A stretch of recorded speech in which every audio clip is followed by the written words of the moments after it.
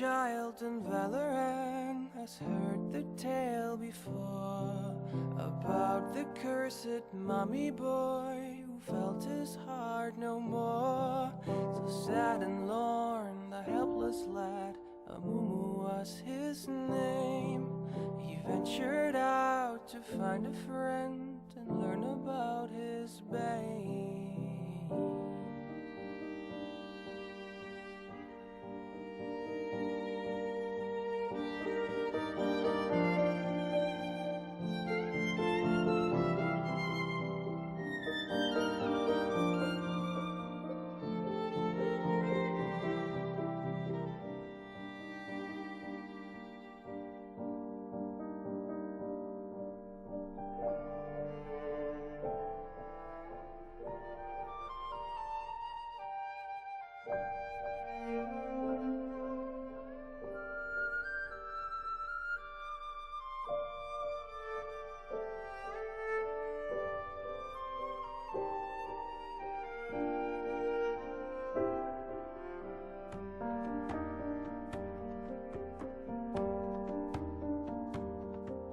For many years, young Amumu traveled through the lands, determined to make friends if only they would understand.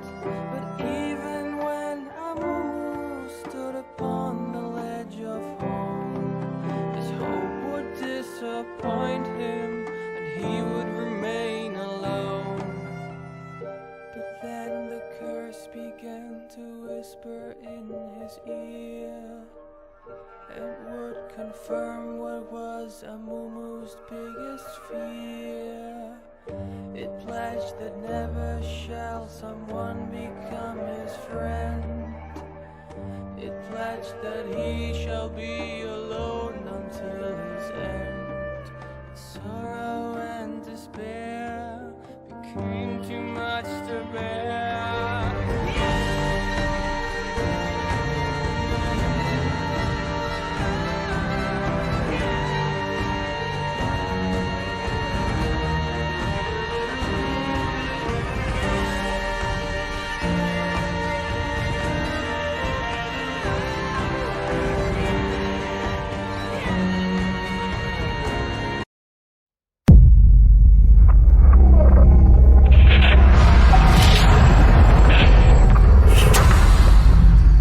Hello, Seal.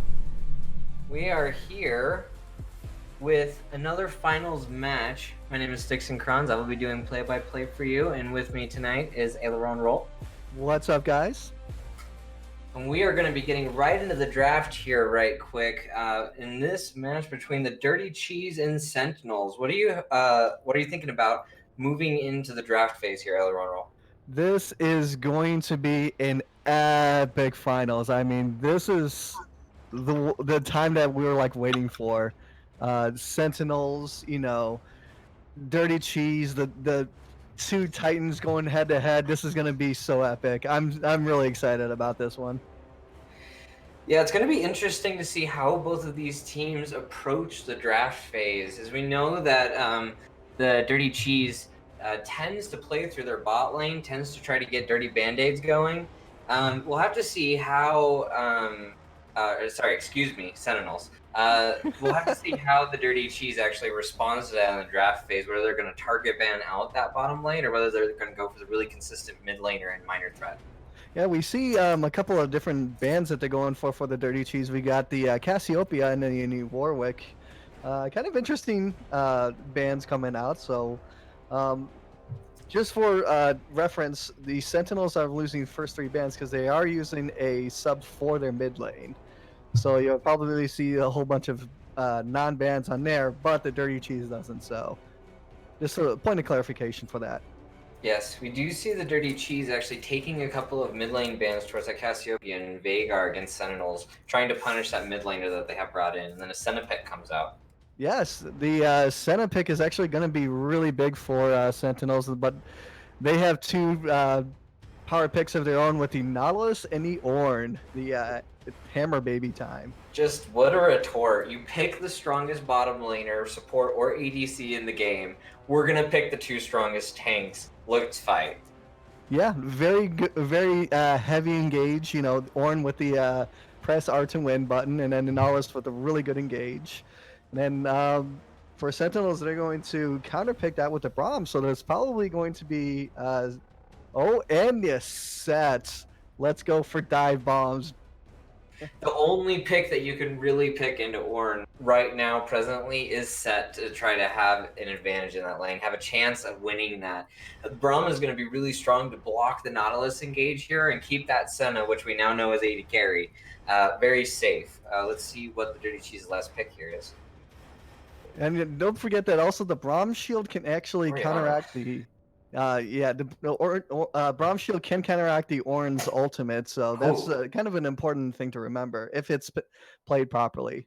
Kai'Saban coming out. We do see an Orianna for the Dirty Cheese in that last pick, taking away that mid lane, picking another power pick away from Sentinels. We see a double ADC ban, taking away the two mains for Dirty Band-Aids.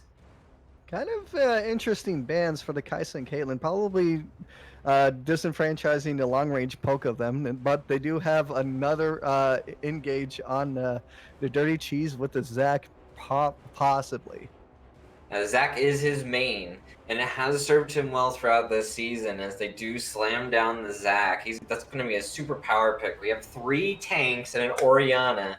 We can expect to see a hyper carry coming up from Dirty Band-Aids, and I'm excited to see how he's going to approach this game. Lots and lots of engage on the Dirty Cheese, but the problem is, though, that they'll probably lack a lot of damage, so it'd be interesting to see how the Sentinels pick up as they pick up the Nunu and Willump. Echo, traditionally a decent matchup into Orianna. They generally break even, though I think it's like a 60-40 Echo or something like that. Like, it's a really close matchup, but it's still definitely a known pick into the Orianna. And the Dirty Cheese, given Dirty Band-Aids at Ezreal, that is definitely third tier AD carry for him. But even then, it's still one of his most played champions. He's going to be able to pump out a lot of damage. Yes. Now it's for the Dirty Cheese, it's more along lines of a frontline, front to back team fight. Get in your face and do a lot of CC. And then for the Sentinels, it's a lot of disengage too with the Braum and then with the Nunu Willump. But you also have a decent amount of engage with the Echo and then with the Set with his power bomb. So again, it'll be interesting to see how the team fights will play out. But so what do you think about the draft going on? Are you favoring the Dirty Cheese or the Sentinels? I think that just as we've been talking about this game fight, it's really going to come down to the team. Because if the Sentinels can weather the engage of the Dirty Cheese, then they're going to be able to retort and turn around with that Senna, using that extra utility, using that extra healing, and all the tools that they have to actually win a team fight against these tanky targets. It's really going to come down to whether or not the Dirty Cheese can find picks, they can find the right fights, they can get the right engages, and keep their Ezreal and Orianna safe if they're the ones getting engaged upon. Yeah, exactly. If Echo can get a really good whatever that time bubble is called, I think that would swing the fight hugely in their favor. However, again, you have to do a major front line with the Nautilus, with the Ornn, and then also with the Zac. So you have a lot of engage. So even if one person is caught out of position on the Sentinel side, you still have multiple ways of going in on the Dirty Cheese. Yeah, I think that moving into this game, we have to really pay attention to how this lane dynamic comes out. Because if the Nunu tries to gank Ornn top lane and the Zac counter engages and the Set gets nothing, then Set doesn't get the advantage that he needs. He doesn't get the items that he needs to be able to beat down this Ornn. If the Set can get ahead, they're going to have a ton of split pushing pressure that's going to be nearly unmatchable by the Ornn due to Set's power in combination with that Conqueror.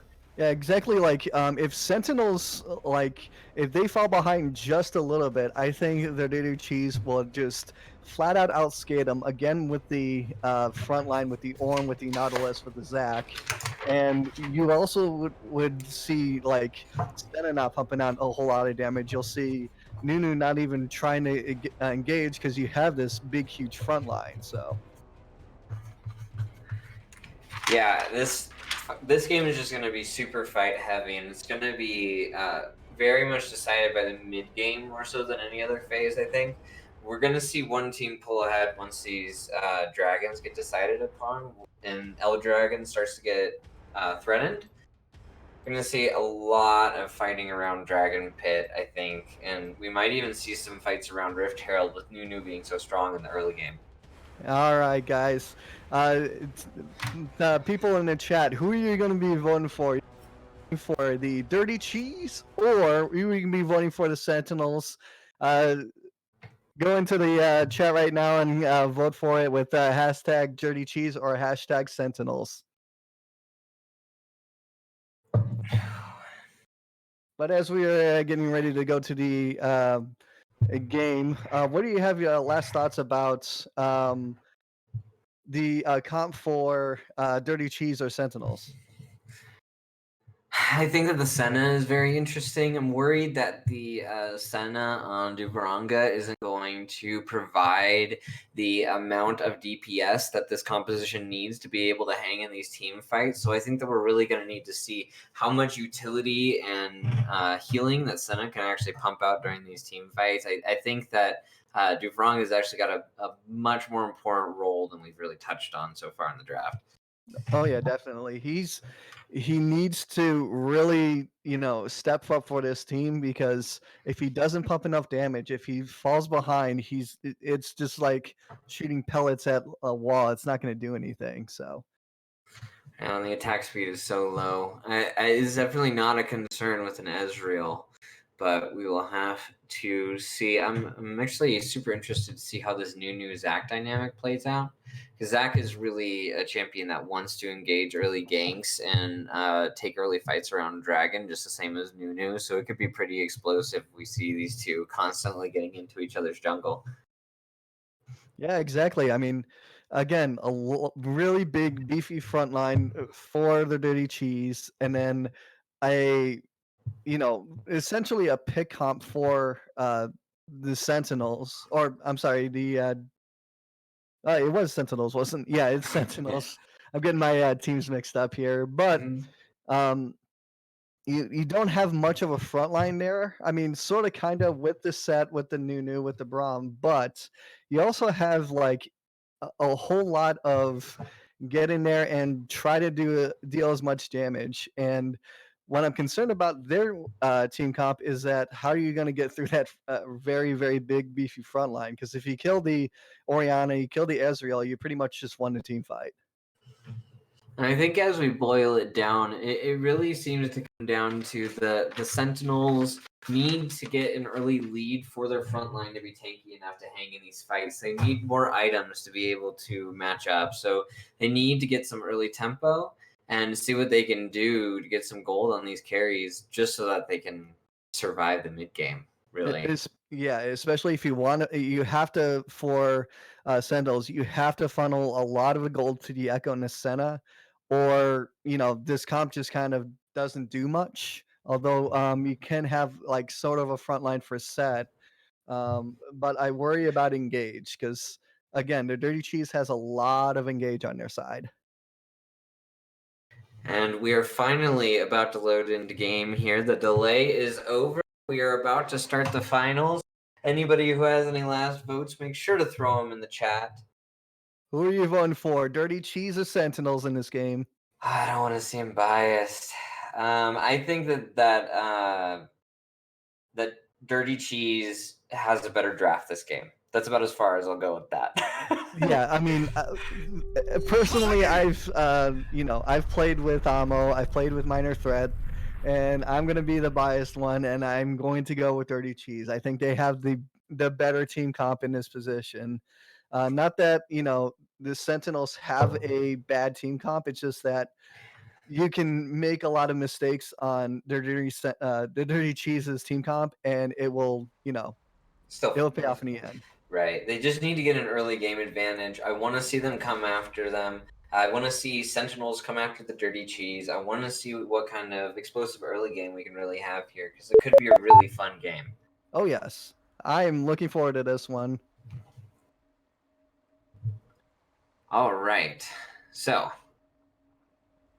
as we finish loading in.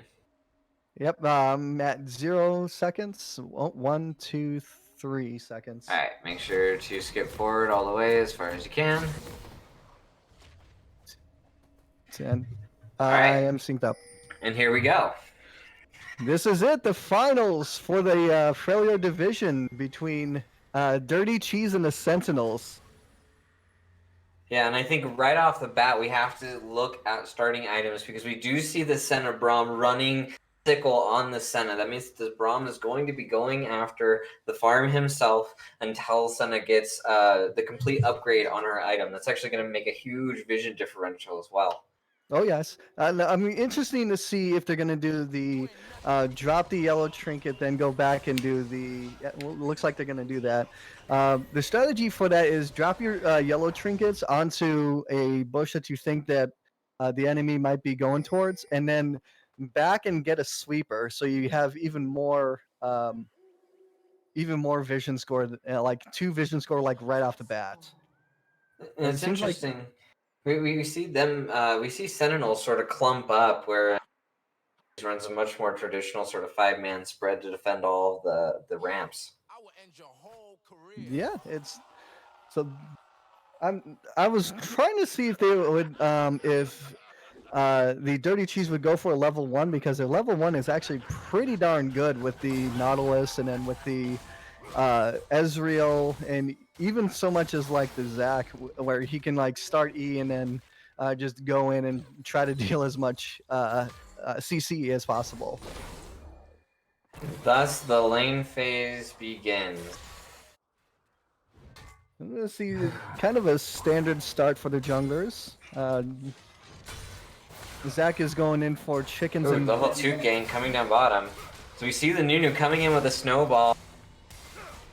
Looks like Marios is going to get stunned up. The Ignite comes down. The Chomp is coming out. The Senna barely doesn't manage to get it. Senna's still fighting with the Ezreal. Auto-queuing out. And Ezreal's going to miss that Q on the back end. But that is first blood for the Sentinels. Exactly what they need to do. Nice level 2 by the Potato Fist. Didn't even get a good snowball off, but it didn't really matter, as Scramble's got his passive off really well. And we're seeing a lot of trade going down by the AMO onto this top lane here. Set is training back, but he is starting to lose that differential. The Ezreal obviously very low after that fight. This is going to be very important because Nautilus is going to be behind in levels now. And it's look like it's going to be, what is it called, the Starving Senna build? Yes. Yes, it looks like that's going to be the case on this one. So, yeah, the Senna is just constantly putting out pressure. Yeah, the Starving Senna build is Senna takes a support item but doesn't farm until the support item is complete, and then the actual support Braum takes all the CS and then tries to scale up even more, because as far as you can tell, like the souls that she collects actually provides a lot more stats than regular minions give. Yeah, it's a very powerful strategy, and we're going to see them using it. The Senna is doing great at putting down pressure right now. Looks like the Echo is actually roaming up towards the top lane, but it's going to get spotted out by a ward. The Orange is going to just walk away there. And pretty quiet around the map. Yeah, very quiet, especially with that kill. You can kind of see a small differential between the Braum and the Ezreal, but usually that's going to close out, very nicely towards the mid to late game. And the Orianna has just a slight CS differential, but that's probably a credit to the range versus melee matchup more than anything. Zac is going to come in for a gank. He's going to actually hit the slingshot onto the Braum. He's going to miss his Q. They're going to chase down, but Scrambles is going to flash out there. Got the center read off. That was a really good disengage by Duranga. Oh, if a hook that actually hits Duranga. Then the Ezreal is actually able to get it with the E. As he comes in, Scrambles is in a bad position. It looks like he's going to go down here. Just a moment. TP's going to come through. Right? TP's coming! Mid laner, Wing Nation. He's going to dash in onto the Ezreal, and he's going to just barely miss the kill. As Zac comes back through, Wing Nation is going to go down here. They're going to get slowed up, but the Zac is still able to chase. Does he have his E up? Yeah.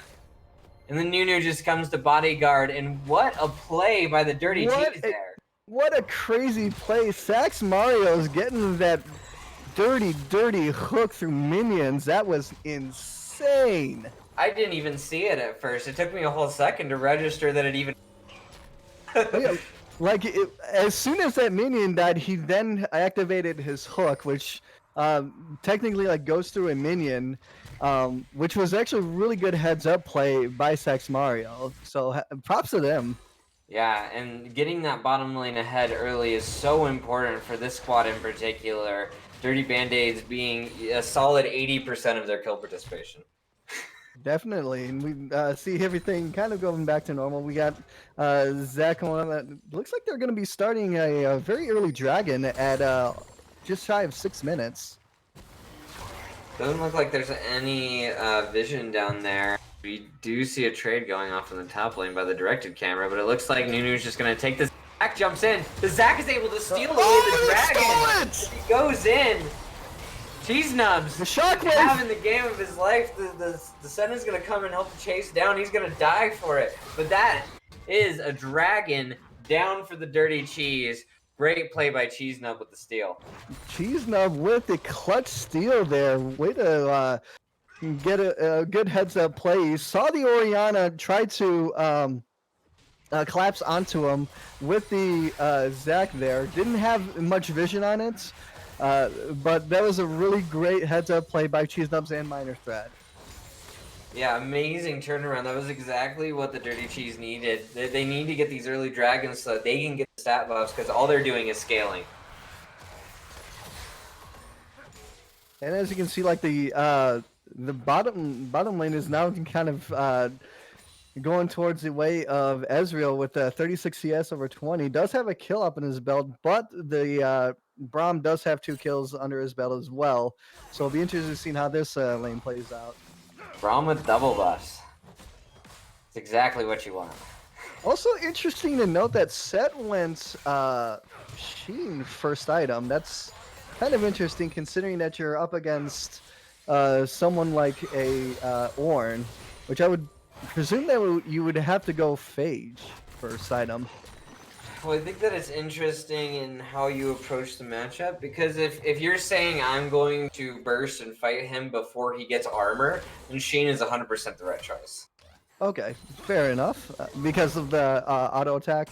Yeah, just because it does so much damage, and Set as a bruiser, really high base per level, so he really takes advantage of Sheen. That's why he tends to go into Triforce instead of Black Cleaver. Ah. Well, we do see, we do have kind of an even gold amount, although... We do see the bottom lane roaming up to the top. They're going to spot out this ward. They've been seen... Oh, they're going straight towards this Rift Herald with the Nunu. And they're going to go and start it. That's very, very dangerous, because now... Ornn has ulti. Dirty Cheese is about to collapse onto him. The ammo's sitting on a ward, but it looks like they're trying to figure out what's going on here. They're not going to get to it in time. It looks like the Nunu's going to take it down. There is going to be a run here. That Ezreal ulti hitting 3 people. The flash engage. The Sentinel ulti comes out, hits on 2. The Zac starts ulting and gets immediately pile drove by the Set, and it just breaks out. There's a shockwave. There's a shockwave. All the cooldowns are coming down. Dirty Cheese is trying to turn it around, but it's just Minor Threat. Band-Aid isn't here. Minor Threat just not able to put out enough damage to win that team fight as all 5 almost slaps in the top lane. Good engage by the Dirty Cheese. Very well done, but did give up the Rift Herald over to Sentinels. But it'll be interesting to see what they will do with that.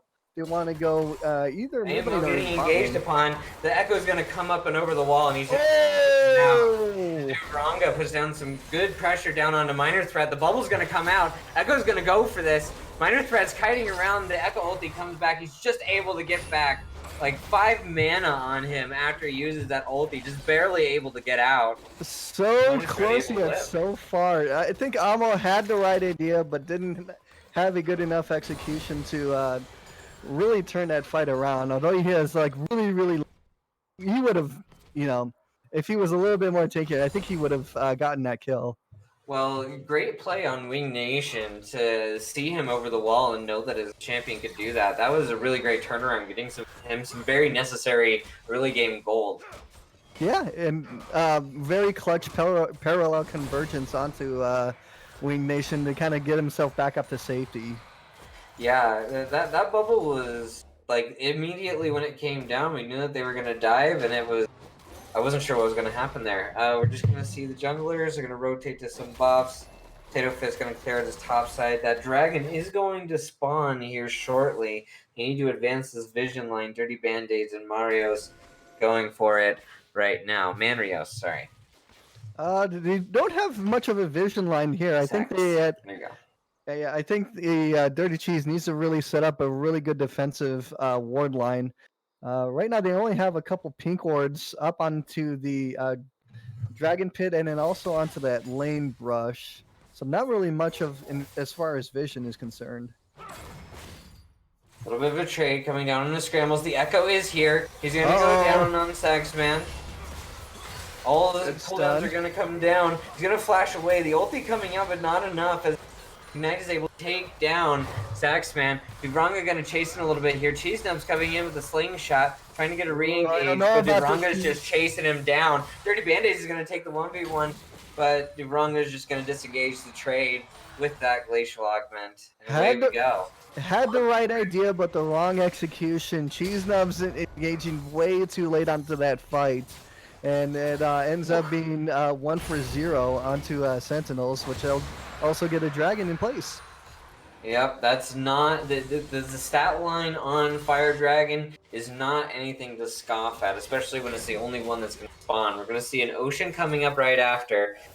Very, very powerful if either of these teams can get 3 Oceans. One of the more powerful dragons by themselves. We also see a CS differential between the Set and the Ornn, and that's very huge because the Set is up by 1 kill, and then we also have so you gonna have to rush Trinity Force or even like a Hydra item to even like pump out a whole lot of damage onto their team. Yeah, and he's going to be able to hit those spikes really early. The Nunu's going to come in on Dirty Band-Aids. He's already slowed up. Counter engage. He predicts the flash. Oh! Take out Duvranga. And his Dirty Band-Aids is going to get on by the good flash. Nunu, but he flashes forward, isn't able to take out the Nunu with that Mystic shot. Good engage by Scrambles. Unfortunately, didn't know that Zach was also there for the counter engage. Kind of a misplay up on Sentinels, and they're going to take some really nifty turret plates for as a reward. Well, I think it just shows the focus that these people are putting in. As Echo seems to be coming in, Nunu able to survive in the jungle. Echo not able to make anything happen. But Cheese Nubs, he doesn't make the best out of one situation, is able to turn around and make a great play in response. Yeah, and we see also 3 turret plates down on the bot side. That's going to be kind of a pressure point for both teams on there. Are they going to have that second Shelly come in, and are they going to put that bot side or not? So it'll be interesting to see how this will be played out. Well, with the first tower down top, they've sent the bot lane top lane. They've rotated their lanes to get ready for Carol. We're gonna see this set get pressure down, but it looks like the Dirty Cheese is going to respond. Zach going in on the set. That's actually a really good gank. As the turret dies, he doesn't actually get hit by any turret shots, but he does get a trade down onto the set and stop that pressure for now. His power bomb was up, but did not use it. Great job on getting a lot of poise on Mrazmiktik. 3-man roaming through the jungle. Nunu able to take those camps so quickly. This is very, very dangerous for Dirty Cheese. They're not actually going to go for the top lane. They're just going to retreat back to the AMO, trying to pressure I think it was because the Zac and the Orianna didn't show onto the map, so they didn't want to. TV coming down from the Ornn as the Senna goes up, but they're in a perfect position. They're all gonna turn around. The bubble's gonna come down. The Zac engaging on. The Ward gonna hit two with his ulti on coming back. As Mayor's Manic tries to take on Minor Threat. Minor Threat pops in. One goes down from the Dirty Cheese, but they're still fighting. The Ornn is still tanking. The Senna trying to do the DPS, but just having such a struggle. The Ornn is now running. Cheese Nub running as well as the Senna is just chasing him down. The Q comes out, and the Cell Division pops. But she's gonna have to take down the Zac before the Cell Division can get away. What a team fight! Good positioning. Back onto him, gonna start picking up those chunks of himself. Let's see if he can heal enough to get out of this. It doesn't look like it. Duranga finally able to put down the DPS. Man, what a good team! What a good team fight by Sentinels. Duranga with a really good positioning throughout that team fight. Looks like the Dirty Cheese just kind of misplayed that. Didn't have their front line kind of peel and back out for that for the carries, and it ended up being a 3-4. I think it was 2 for Sentinels.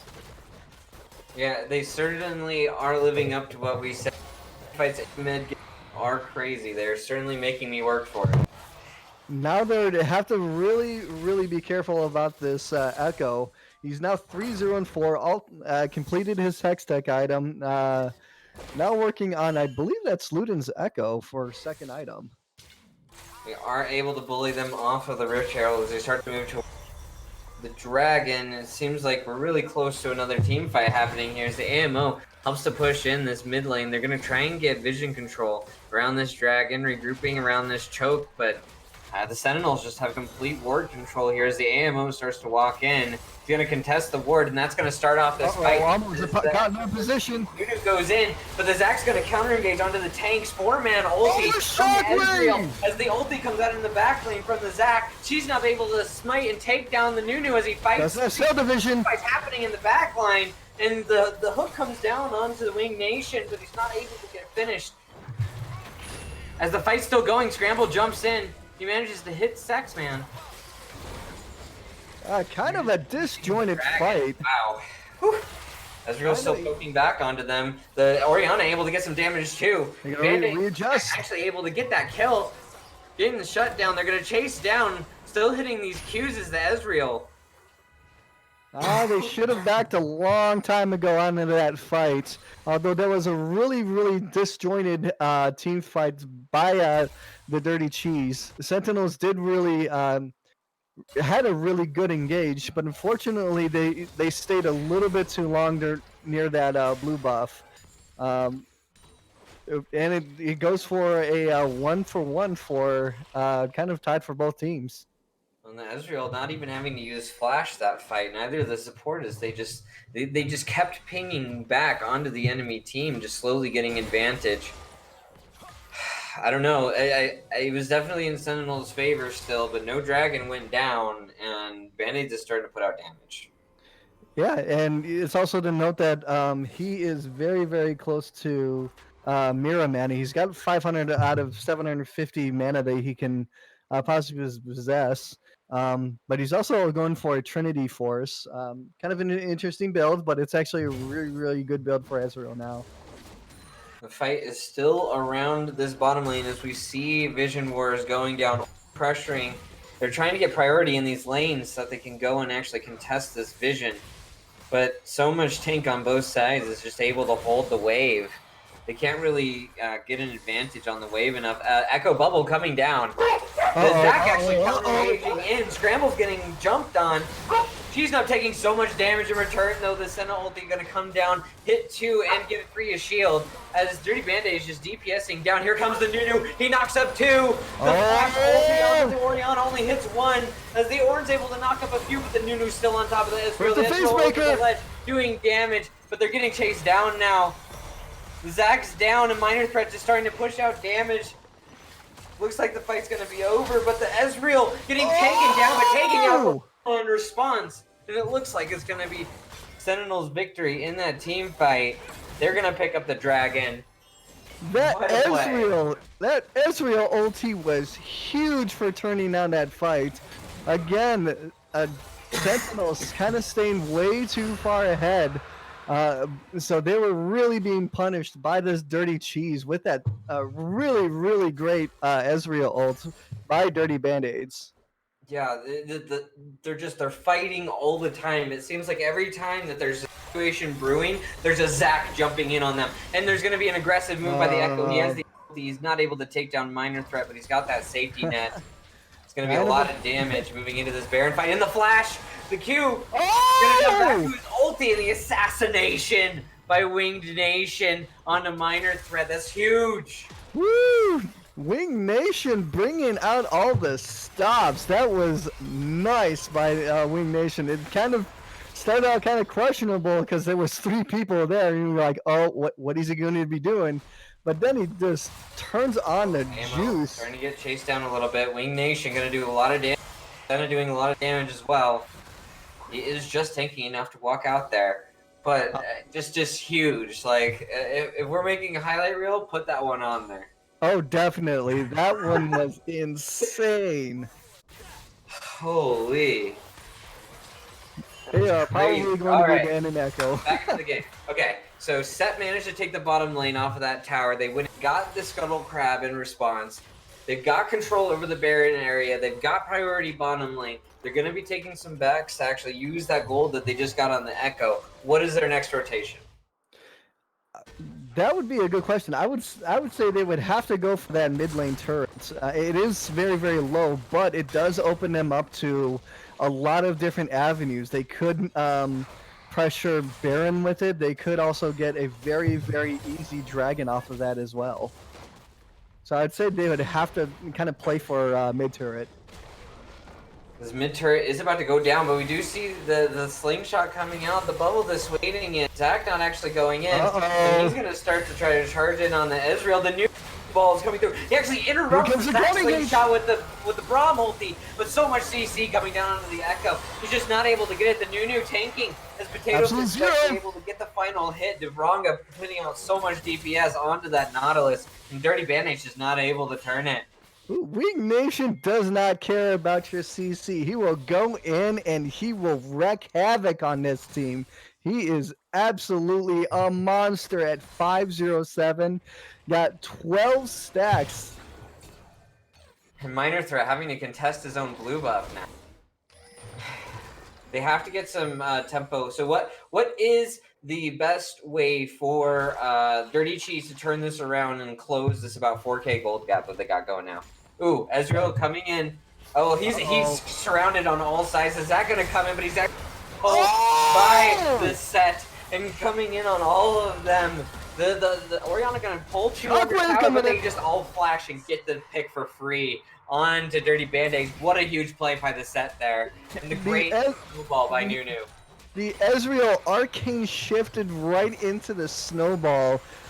That's not what you want to do. You wanted to arcane shift away from the snowball. Well, also had no flash too. They're about to walk into the jungle.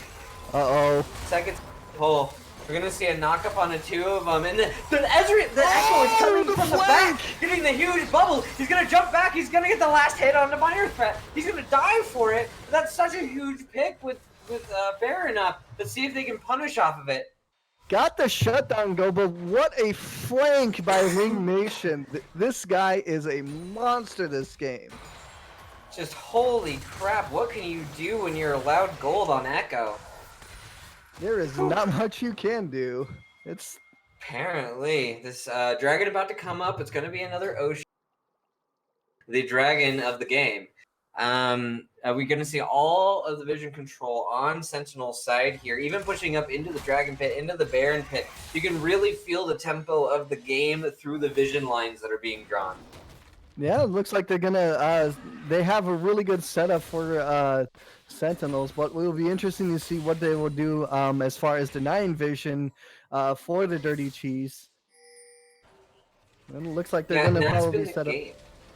It seems like Dirty Cheese tries to push up the vision line, but they're never able to get the advantage on the vision line because of the Senna having these extra wards.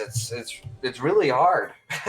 Yeah, now the Sentinels is now establishing a really good vision kind of spotting out some really good engages and counter engages onto it. It looks like Dirty Cheese is just gonna concede this dragon as the Ocean Drake and 2 Souls go over to Sentinels. Dirty Cheese is gonna try to get back tempo around Baron Pit. Now Dirty Cheese is on a timer for 6 minutes. That's, you got to be very, very careful on that, as the getting chased down with the Glacial Augment. The Braum stun is going to proc. The Slingshot's going to come out, but it's actually going to miss. The Braum ult on the re-engage. He's going to get slapped around, but he's just going to get chased down. There's nothing for it. Is there a TP for the Cell Division? It doesn't look like it. And Set's going to take down the Zac. A very big misplay by Cheese Nubs that might cost him a lot. Might cost him a tier 2 in the mid lane. Well, they did just get this Baron pressure, this Baron vision pressure down on the side of the Dirty Cheese, so they're going to have a little bit of control in that area. It doesn't look like the Sentinels are actually moving much to posture to punish very hard. I think they're just happy for the extra gold. Yeah, and you see Wing Nation really pressured that inhib turret onto the bot side. He's been doing that a lot this game. And Minor Threat having to come and support the AMO. Scramble's going to start it. They're just going to start this Baron. Let's see if Cheese Nubs can get there in time. He's running. So is the Echo. The Echo's going to get to this fight late by about 10 seconds, which is actually super important here. They don't have vision, but they do have the range. Anything. They know how much HP it's on now. Cheese Nubs is actually in range. The Orn ulti is going to get blocked by the Braum as the Nautilus comes in to try to engage, but the bubble able to stun up the Orn. The Wing Nation still doing damage in the back. Wing Nation not having to use the ulti yet, but they're actually able to take down the Nautilus with the combination of the Set 3-man knockup on the slingshot. But the ball's going to come through. Orianna still hasn't used ulti. Set able to knock but Ezreal still doing damage in the back line as Braum starts to chase down. Orin just going to go down here eventually. He's just not tanky enough. The Echo going to keep going on to Minor Threat, but just proccing the electric Q, and Ezreal almost getting taken down by the Senna with that auto Q, just barely able to get out. And that's going to be a 2-3-man sweep. Didn't have the ultimate from Baron with the Nunu as they're pressuring mid tower. That's what you need to do for Sentinels. Really pressured that backline. Once the backline is gone, you don't have any more threats to accomplish, because you have Amo, you have Cheese Nub, and then you have Sex Mario. Doesn't do much damage. Oh man, what a crazy game. They're gonna get a little bit of a reset here, as we're just gonna see lanes getting pushed out, buffs getting stolen. The Sentinels are definitely gonna make a play towards this Baron here. I imagine that most of them are gonna be running either towards the mid or top lane when they get back to this base. What a crazy game. Definitely. I mean, this is what finals are all about. Crazy team fights, crazy steals. This is what CEL is. Yeah, and the ability for these teams to be able to play on an even playing field is giving us such great game quality here, really. Oh, most definitely. Can't wait to see what Game 2 has to offer. But for right now, Sentinels are up by 8,000 gold. It's a lot of gold to be down upon. And so much of it is kill goal. Oh, and Wing Nation just mentioned. He sweeps in and just takes down Minor Threat. He has the exact same amount of CS, but so much more kill participation and kill gold that it is just night and day between the two of them. That's when you know you're in trouble. When Wing Nation can turn a 2v1 into not even like Wing Nation, he's just running around the back. Exactly. He gets engaged on with the slingshot. They're actually going to catch him, but it doesn't look like Zac has anything. He's going to use the ulti. Oh, the parallel convergence. They're already on Baron. They're trying to chase down this Echo while the enemy team's just taking a Baron with Nunu. Wing Nation is stalling for time as they take the Baron. Easy Baron for the Sentinels as they're just going to run back mid. The Nunu ball's going to come out, but Cheese Nub's just going to get out. Cheese Nub's going to try to re-engage onto the Set, but this is I don't know about this. Or man, the Orn, he actually gets interrupted by the ulti. The team fight comes Oh, out. the Forge got- It's going to get blocked by the Braum, and everything that they're doing this team fight just isn't working out as the AMO running for his life. Dirty Band-Aid's only able to throw back Q's, and Minor Threat just having to go and wave clear as they're going to push in. Wing Nation getting on to Dirty Band-Aids and just barely not able to get him as we Doesn't get a have 3-man that. ulti from Shockwave! Minor Threat, but they're so tanky it doesn't do anything. And Dirty Band-Aids Oh! down as the set flashes forward to punch him. Braum gonna get the stun as Wing Nation gets the last kill of what appears to be the last kill of this game as they push in towards the Nexus with Baron. Good game. Well- Sentinels. Well done by the Sentinels. Really, really great team fighting. Wing Nation hard carried that game. My goodness. We can't forget about the contribution of the set and how important he was to these mid-game fights, though. I mean, Marista Matic was just amazing. Was really incredible in those team fights. Getting the multi-person Ws, getting the flash stuns. He had an amazing performance on set, and the two of them together crushed those team fights. Oh, definitely. And you gotta also give a shout out to Scrambles denying that Call of the God. Oh. That was huge. No less than 3 times. 3 times that I saw in the middle of a team fight. It was noticeable. Yeah, definitely. Oh, wow. All right, let's take a look at some of these stats.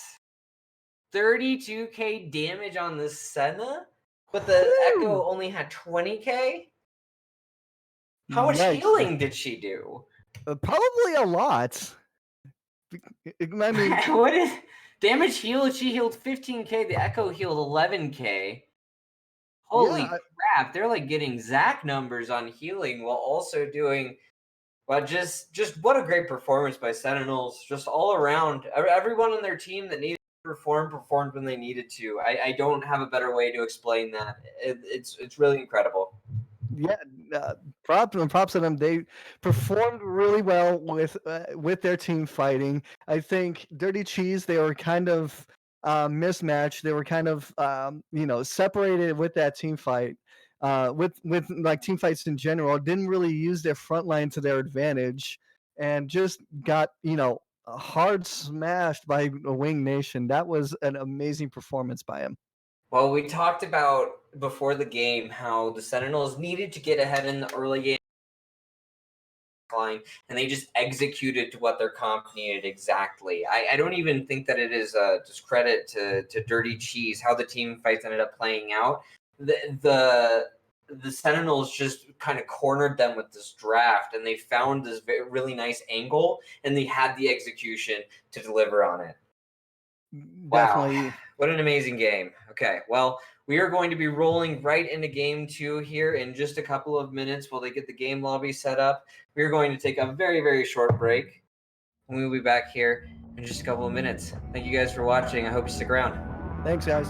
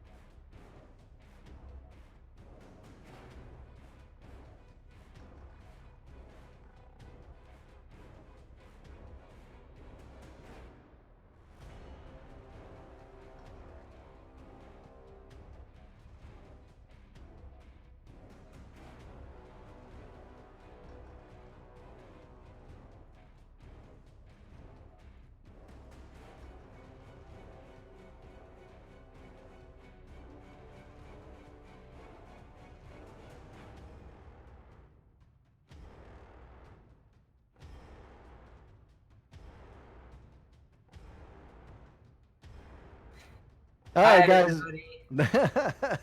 everybody. Nice. Good intro. Good intro. Yeah, we really smashed it. We are back here for game 2 between the Sentinels and the Dirty Cheese. What a game 1. We're getting into bans here. We're going to see Cassiopeia, Vagar, and Echo banned by the Dirty Cheese against the Sentinels. We're going to see a Senna pickup again from the Sentinels, as well as Mordekaiser and Caitlyn not letting that Caitlyn get banned out in the second phase. Yeah, definitely. It'd be interesting to see how the Sentinels counter pick with that Mordekaiser. Very, very strong pick, especially through melee champions. Gonna see that Senna Nautilus. They're just gonna run it back and move quick. Ooh, very, very interesting Warwick pick here. We're gonna see. Last draft phase, so we know that is one of the better champions for the Sentinels jungler, and it's a very aggressive early game pick that serves a lot of the same functions as Nunu as far as objective control goes. Yeah, definitely. And we see a Sej. Lots of engaged, lots of innate tankiness. Really goes well with the Mordekaiser with his melee passive as well. So you can really stun with really well with the Sejuani, and just really big damage over time with the Mordekaiser. As we see the Vel'Koz get banned. Yeah, that's the 4th mid lane ban that is coming.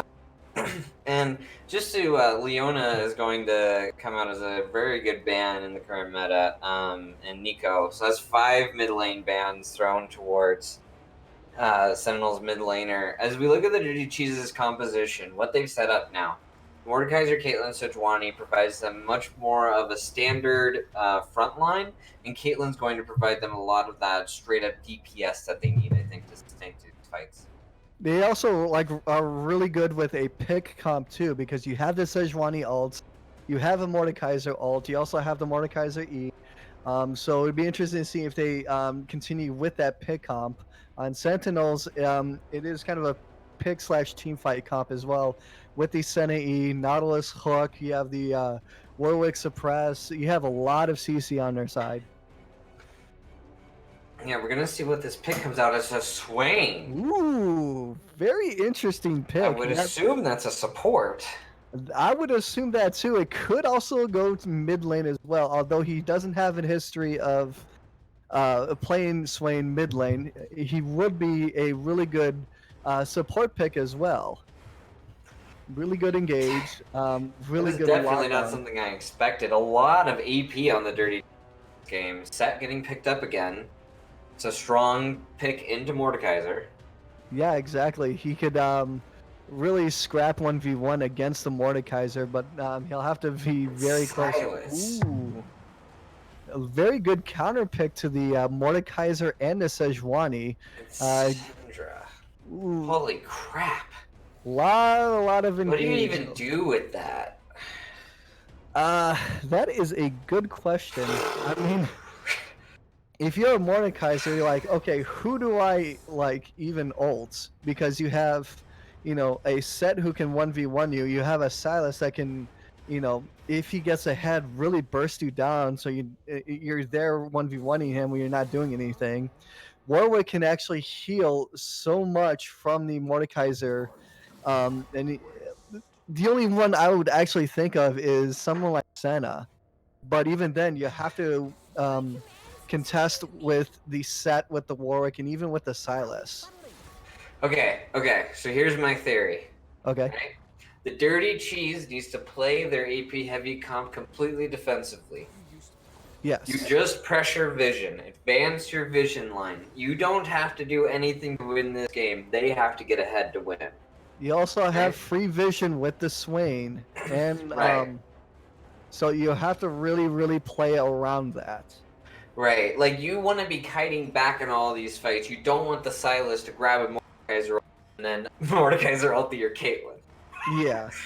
Right, like you don't want to be having big, large team fights. You want to have multiple fights going on at the same time, which is what Mordekaiser forces. Right? And again, the Dirty Cheese has to peel for the Caitlyn and the Syndra. If either one of those dies during the team fight, you're pretty much just, shooting pot shots at like a Senna with really good, like last game the Senna had really good positioning and wasn't really focused into that team fight. Yeah, and we kept making mention about I kept making about Sentinels, yes, as a very avid setup player, but then just watching her crush down those tanks gives me hope for the role.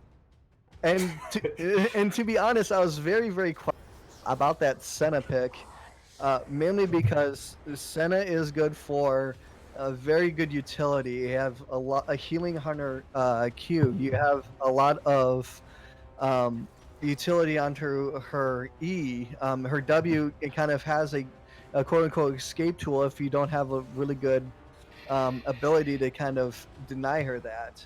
So this one makes a lot more sense. You have Senna's shield, Nautilus shield. You have Warwick heal, Set heal if he takes Conqueror. You have Silas heal. You have all of this healing. Yet in the Dirty Cheese, you don't have a whole lot of that. You have a lot of burst damage, but that's about it. But you also have an AD carry that can go Rune as well as Executioner's Calling, and you have a Syndra that can go Morello second, And as well as yeah, Mordekaiser. and for the Caitlyn, team fight positioning is essential. You don't want to get Oh one yeah. comboed by a Silas set or even like lockdown with an Alice, because once you do that, you're dead and you just lost the team fight. Right, and I think that was what they were playing strong to the Sentinels last game was their ability to just say, "Okay, we found you, throw all of our crap on you," right? Yes, like press And R. and it was like immediate turns. Like as soon as there was a carry that was available, they just went and got him, which is very nice with the Swain, who's going to be able to stand a little bit more on his own in that respect of getting caught. But their back two carries are going to be very, very important and key to be able to even take down a Warwick. Yes, and a lot of CC on Sentinel, a lot more than last game, which kind of, if you're the Dirty Cheese, kind of scares you a little bit because Silas can steal that Mordekaiser ult, can steal that Sejuani ult, and even so far as the Syndra ult, although that's not, going to be as impactful as something like a Sejuani ult or a Mordekaiser ult to lock down somebody. So they have a whole lot of counter engage. So you have to be very, very careful with your team fighting if you're in the Dirty Cheese. I think that more so than the last game, this game doesn't have correct win condition, right? Like last game, it was if the Sentinels get ahead early, X will happen, right? Yes. I feel like this game, both of the comps are stable enough that it's really going to come down to play and how these people play the macro rotations here, how they apply pressure to things like Dragon and Rift when there's not a Nunu in the game. Yeah, especially like objective control is going to be very, very important, especially early game, going for those early dragons, going for those uh, early Rift Heralds, especially when you have that Sejuani who can just, you know, come back onto you and try to stack up her E passive just to, lock you down. So. Yeah, very solid team comps. I want to see how much Wing Nation is able to do on this Silas. After the performance last game, the ability that he showed to play on an assassin, all of what we just talked about being said, I think it's going to be very hard for them to keep people alive against this Silas. Yeah, now he's also on sort of a burst mage champion with the Silas. So it'll be interesting seeing how he'll fare up against a Syndra, which she can abuse that Silas, up to like level 1 through 3. So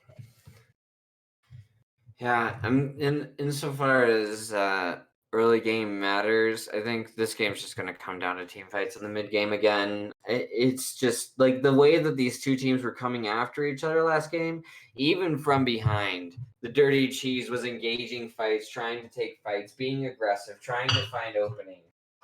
And I just feel like this game is just going to be a never-ending back and forth again. oh, most definitely. So That being said, who are you having? The Sentinels, cheese. You know, it's really hard to say. I really think that these drafts are even. I think that as with any major tournament, the Sentinels are going to have the momentum coming off of that very well played first game. It was super clean. Yeah, definitely. I would actually go for. Oh, this is going to be really tough because they have very costs, but I would have to go for something like the Sentinels. I'm sorry that they just played that team comp very very well, and it's a very very similar one to from what they had in game one. So I'm at 5, 6, 7. Yep.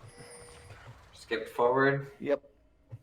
All right. So as we get into this game, let's see what our level ones are. We're probably going to see another 5-man split from the Dirty Cheese. It looks like we are going to have a pile up again by the Sentinels, but they actually have a little bit more of that level 1 engage potential with the hooks and the chains by Silas. They might actually go for a level 1 here. Let's see if they do there. Oh, I'm onto that tri-bush again. Looks like they are not going to take that bait. Yeah, you're just really standard 5-man. There's not much that force a invasion. People are being that safe. And again, they went for the ward up onto one of the river entrances, then go back and get your sweeping trinkets, more vision score, and more information that your team can accomplish through it. Yeah, it's going to be interesting to see how the AMO uses Mordecai to try to deal with Set. I think that that's going to be the matchup to watch again, as with last game. Where these junglers end up going and how this top lane goes is going to dictate a lot of how the flow of this game moves forward. Looks like a standard leash on blue and red for both teams. Yeah, both junglers going to be starting on the same side of the map. That might lead to some scuttle. Ooh, and a trade by Wing Nation on a minor threat, but nice chunk back. Kind of an overzealous trade by Wing Nation. But when you come off of a game where you're fed, it's hard to play as if. Exactly. Especially like if you're coming off a game where you've played so well In a final. In a finals. You must be over the moon. Yeah, and now you have to really settle down and say, okay, I need to start over. A really nice ward by AMO, spotting out the blue buff there from the Sentinels. That's going to actually be a big deal and help them to get some tracking on this Warwick. Yeah, walking up on Warwick, didn't have his sweeper up. They actually didn't exchange it for a sweeper. Interesting. Little pull. Electrocute going down into scrambles and Dirty Band-Aids. Nice trade over by the Dirty Cheese. Yeah, it looks like they're going to have a little bit more ability. The net comes out. The root's going to come down again. Dirty Band-Aids just getting auto attacks onto Duvranga. Duvranga actually going to flash away from the Peacekeeper. Duvranga underestimating the trap pull from Sax Mario's. Another flash blown. Dirty Band-Aid is able to get a few ticks in autos here and there. Caitlyn Senna, simply because of that, those Senna can outscale. Gotta be very careful about walking up. They do have a huge wave on that's stacking up on the bot lane. Yeah, but Band-Aids is feeling it. He needs to get some carry in. Scramble's taking up to 50% health, and they'll have to back. Yeah, one of the ways that you can counter this bottom lane strategy is to apply so much pressure that the melee actually isn't farm. Almo had the right idea with the ghost pull, but still had a minion that he right on top of the character animation, so it didn't quite lead up to what he wanted there on the top lane. Yeah, but a huge CS advantage down by that Caitlyn, 22-9 currently. but also a huge advantage in the top lane. 10. See that happening again. Wing Nation missing the Minor Threat. Uh-oh. Minor Threat getting a huge trade back. Minor Threat's just chunking him down. Kind of a misplay on Wing Nation. Again, he has to settle down. He needs to really focus and really learn how to get his wave going before he could, you know, roam around towards like the top side or the bot side. And right now, this set has the wave completely pushed into him. It's going to keep pushing into the set as long as he trims the wave. Puts AMO in a very nasty spot. Yeah, good play by Diamo for denying him that grit passive. A little bit of a fight going down in the bottom lane. Devranga going to hit the W, but going to get disengaged with the Eye of the Empire. And Dirty Bandage, cheeky autos again. He's going to get hooked onto by Scramble. The Ignite comes down. Scramble's able to chase down, gets that first blood. Saxman not able to turn here. He's going to have a lot of fighting potential against Devranga here. He's got the minions on his side. He might be able to get this if he gets the pull, but he's not going to have it in time. Scramble saying, what you can do, I can do better in game 2. That was a nasty hook onto Sax Mario and well, I'm sorry, Dirty Band-Aids, and we see that swing turn around in the Sentinels' favor. Yeah, it's going to turn out for a dragon. And man, just that hook, sometimes you just see God hooks, and Band-Aids was pressuring really hard there. He was playing a little bit over aggressive and gets punished for it. And we see the dragon going over to the Sentinels. Got a good Mountain Drake there. An important first Drake to get. Mountain is not great as here comes a gank in the top lane. a gank coming down. The second to go in with the E, but Cheese Nub right over there. So he gets stolen. AMO very, very low. Good flash by Amo for predicting that the Silas E didn't get got a face breaker going on. So good play by Amo. Yeah, I mean, he managed to get out. It's always better. Not getting tempo up for that gank in the top lane. Wing Nation really needs some gold right here to be able to play like he's got the items that he needs, and denying him that gold is a big deal here. Yeah, and as you can see, there is a really, really big difference, not only in items onto the top lane, but also the farm. You have a 49 CS over with the Mordekaiser 25, so he's he's being punished very, very heavily with the sets. As you can tell with the Phage and the Crystal. Yeah, but you got to look at the other lanes too. I mean, mid lane CS advantage, bottom lane has a 30 CS advantage. Oh, the Wing Nation going in with that Sejuani. Not able to take down Minor Threat. Minor Threat going to knock him back with the E, but not able to really trade back onto it. Going to pick up all of this farm, but not enough burst by Wing Nation to take down the Syndra. Good scatter the weak by Minor Threat, kind of dissuading Wing Nation of that kill. Yeah, Wing Nation just playing consistently aggressive. Cheese Nub's going to throw. Oh, and it missed! But the Scatter of the Week's going to end up hitting. He's going to get stunned up, but it doesn't look like they're going to be able to turn back on this as Warwick shows up into the lane, and they've all just have to walk away. Wing Nation going to try to go back in, but he misses. The Sentinel ulti comes down and tags Minor Threat. That's going to be an ulti down for this fight that's about to start bottom. Getting pulled into the trap is Scrambles, but it looks like it's just going to be a trade. Cheese Nubs missed his Glacial Prison. That was huge for not securing that kill onto Wing Nation.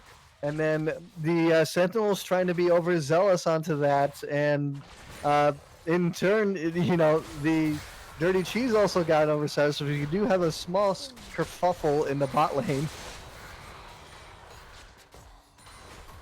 Yeah, and moving back into farm mode is his bottom lane. Dirty always taking those trades. We'll see if Scrambles is able to punish him for that. But for right now, it's getting him a huge advantage. Yeah, there is a Rift Herald going down in the top lane, but it looks like it's not going to be contested as Potato Fist is just gonna smite it away. Sentinels have a really good objective control throughout this game and gets the Scuttle Crab and gets Scramble's Dragon. gonna come down with the hook onto Minor Threat. He's gonna do so much damage. Fish line! And the auto following is a melee. Gonna take out Minor Threat. Great play by Scrambles using the hook and the dredge line to secure that kill.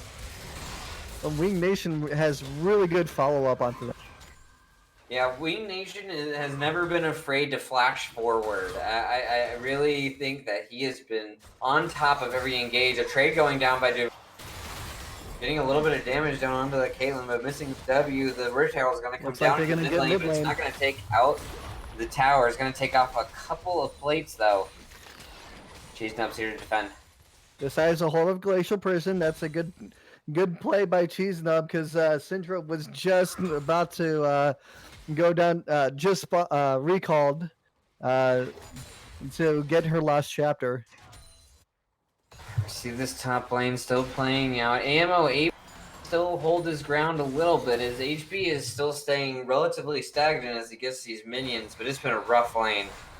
Oh, if you're a Caitlyn, you're now feeling pretty bad. You have a BF sword against a serrated Dirk with a hex tech. And the E coming out, the Glacial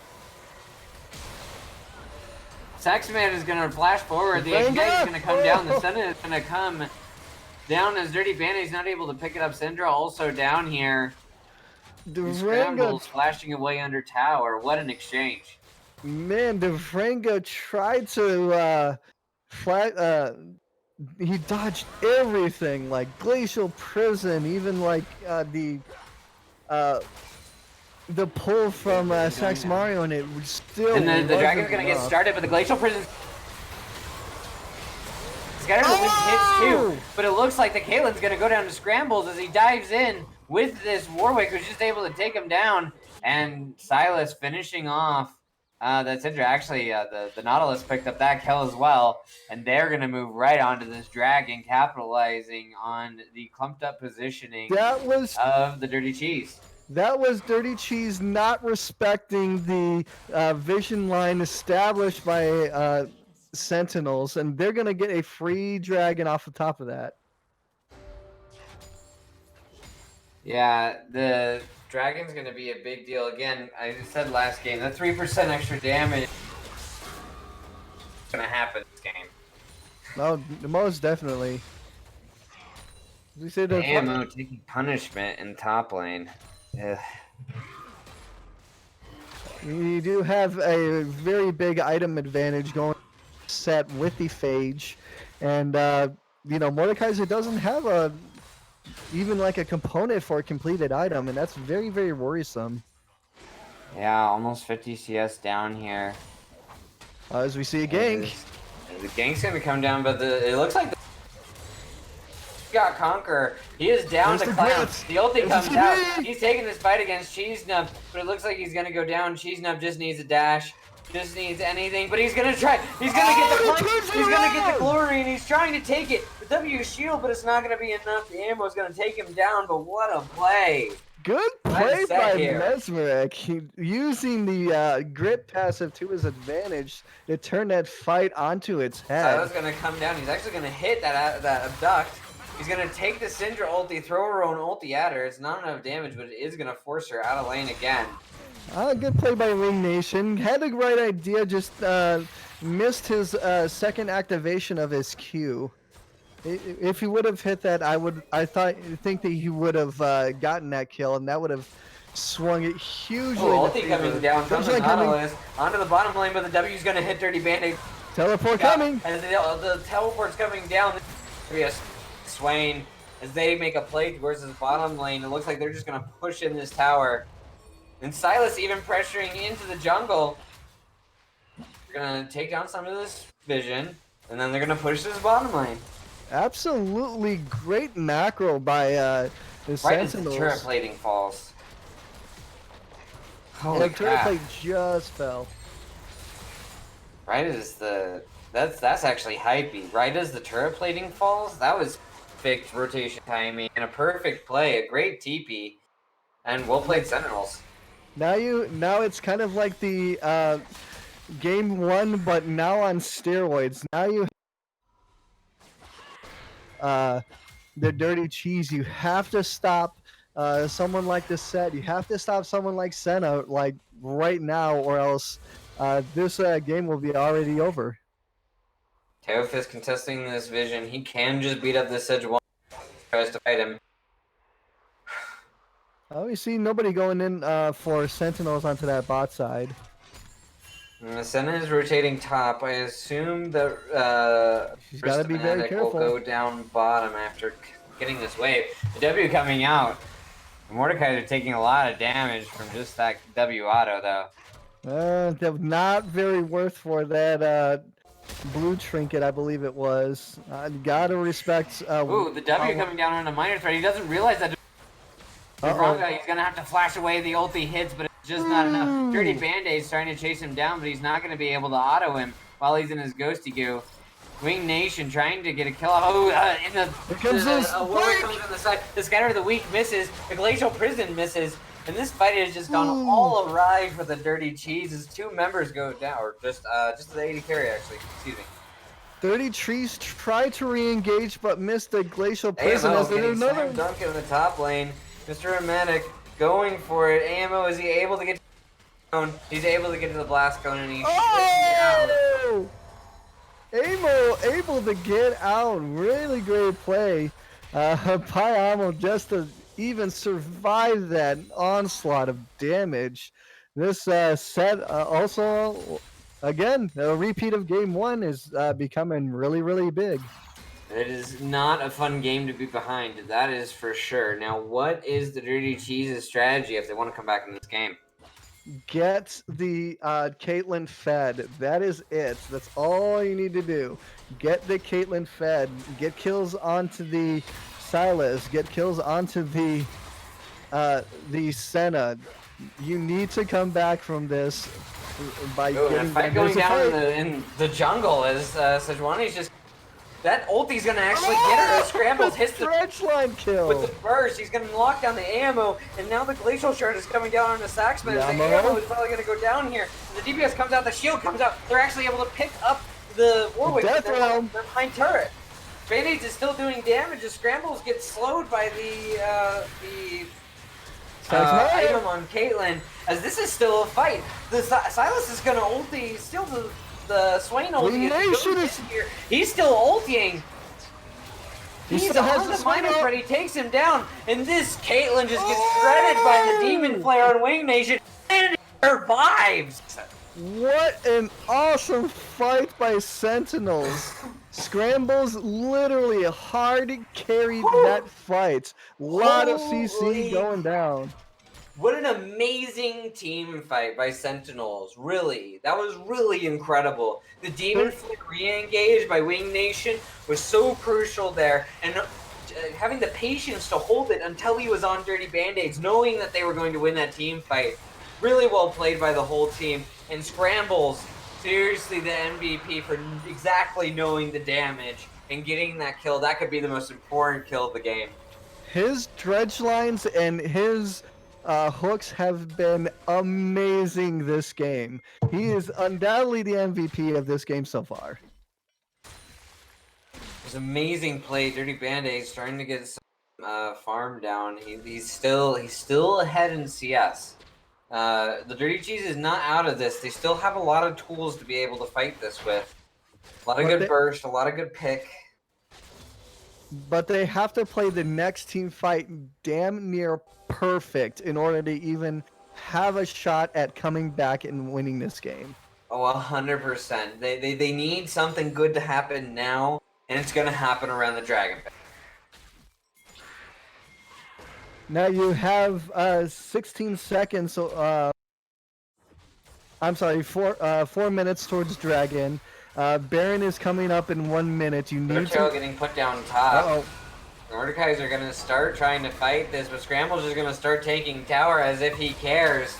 Mordekaiser are going to grab the Warwick. death and realm. the tower's going to go down while he's in the spirit realm. The Warwick's actually going to be able to 1v1 him. But Cheesenub not able to help him getting hooked. The Scatter the Reek hits too, but it's not able to take down the Warwick as this Cheesenub's still missing. They're trying to hit it as they're moving back, but Senna is just cracking down on Cheesenub. Silas is unanswered in the mid lane as they're just starting to siege them down. Cheesenubs is not hitting any of his glacial prisons. It's been kind of a rough game for him as far as that is concerned. Again, this Senna just putting out so much damage. I don't see a game where the Dirty Cheese can afford to not ban Senna. I mean, Minor Threat is now just doing pot shots at the likes of, Potato Fist or Mesmeretic. I mean, it is not doing anything in these team fights. Wing Nation popping in front of them, but just taking the Abscond out of there. Cheesenub is going to find Scramble. He's going to go. Oh, there's Wing Nation in the Jumps wing. over the wall. The Kingslayer into the shackles here. And Cheesenub's going to be caught out in the jungle as well as all 4 of the members of Sentinel. They're going to collapse down. The 5th one being the Warwick, who just goes down on the dirty band-aids. The Sentinel ulti able to get the last little bit to let Potato Fist get that auto off. And that is a 4-0 for Sentinels. I think this game is going the way of Sentinel. They have played team fight after team fight to their advantage, and it is going to be a game 2 win for them.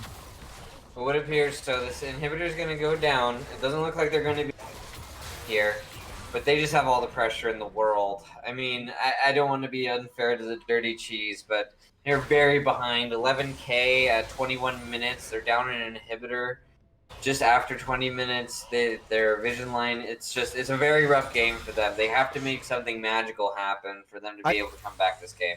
And I think they need to play on to their next Dragon. Dragon Soul is up in 126, so they need to establish their vision now. I don't think they can contest because of how far they are behind, but you need to actually see when that soul is so you can turtle. They definitely need to slow down the pace of this game, and getting Dragon would prevent the Elder Drake. That would be huge for them. But do they have the items, the raw stats that they need to be able to contest it? I don't think so. You have the Syndra with only just the Luden's Echo, nothing else. I mean, it's kind of looking like if you do contest it, you need to try to get a pick like here. Oh, and the Silas coming down onto the AMO. Gone. He got him trapped in the shadow dimension. Nope. The Mordekaiser are not able to run away as Silas traps him, using that Kingslayer and the execute damage to take him down, using his own tools against him. That was Wing Nation stealing ammo. Yeah. He pulled him into the Shadow Realm. Oh, and that's the Nados ulti coming down in the Swain. The Sejuani's going to try to counter-engage, but it's just not enough. Minor Threat is going to get picked down onto the ADC. Debranga going down, but Cheesenub kind of stuck here. Not able to get out. All of the CC coming down. Dirty Band-Aids just barely able to dodge that abduct. And the pile driver going to actually go straight over the trap as he actually gets hit by it afterwards. But Wing Nation able to just use that Kingslayer immediately onto her after the slam, and she got welcomed to the jam. Mesmeretic is now cosplaying as the Undertaker. That was a really, really great ult from him. And now team play, just picking up these picks. And now, if you are the Dirty Cheese, you are you're now trying to say, hey, let's go to game 3. Let's try and plan it out because this is a lost cause. You're up, the Sentinels, you're up 12,000 gold. You're pretty much just riding high on right now. Right, Elder Soul is currently down. It's very difficult. I mean, there are worlds, I am sure, where Dirty Cheese wins here, but it's an uphill battle if nothing else. Yeah, it will take a lot of miracle to come back from this, as we see miracles. Sentinels. Yeah, Yeah. as we see the Sentinels go for Baron here, have really good vision. Yeah, I mean, they've just been advancing their vision. Series is by having better vision, they're able to just go straight directly to these objectives when they know that it's clear. And especially, they only have one pink ward for the Dirty Cheese, and that was on Oh, and a fight going down in the mid lane. Dirty Band-Aid is actually getting taken out by Wayne. Oh! Again with the assassinations. Cheese Nub is going to go in, but Potato is going to try to hold the onto him. Oh, he missed He's his going to catch him over the wall. He's going to go over the wall onto Cheese Nub. What a great play into taking him out with the ulti. Just Sentinels did not come to mess around. Potato Fist saying, wall? What wall? I don't see a wall. And it looks like that's going to be the surrender coming out from the Dirty Cheese. As we see 26 kills in 25 minutes by the Sentinels. Very, very well played by the Sentinels. Very well executed team comp. I mean, at this point, if you are the Dirty Cheese, you have to ban that Senna. That Senna is just, a thorn in their side right now. Yeah, and you have to pick a more proactive comp. It feels like these last two games, I've been saying that they need to kite back. They need to wait. They need to scale. They want to play a style where they can come after them. They have to put themselves into a position to be able to do that. I want to see them pick more aggressive CCE-oriented picks into this next game, and I really want to see them come after Sentinels, because the best thing that they could do is keep their head and continue to play to win in this third game and put Sentinels on the back foot. Yes, most definitely. Well, any final thoughts before we move into our short break? For the Dirty Cheese, keep your head up. Yes, you're down 0-2, but there is always a way that you can reverse sweep them. All right, wise words indeed. We are going to move to our short break as the next lobby gets set up here. Thank you all for watching. I hope that you stay tuned for Game 3. The Sentinels currently up 2-0 against Dirty Cheese in these Demacian finals. Thank you.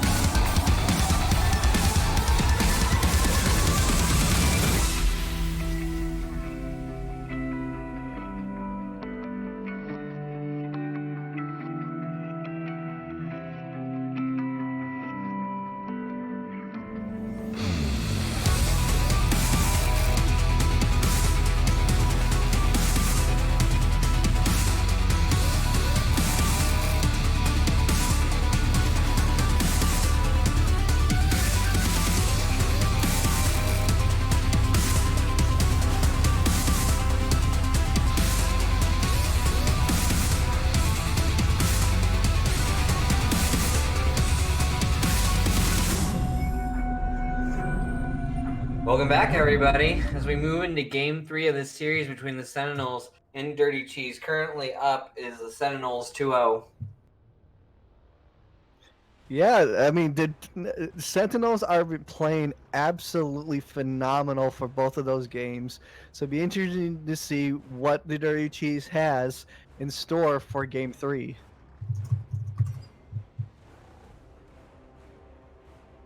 Yeah, we'll have to see what they plan to do. I think that as we looked at the compositions last game, I stand by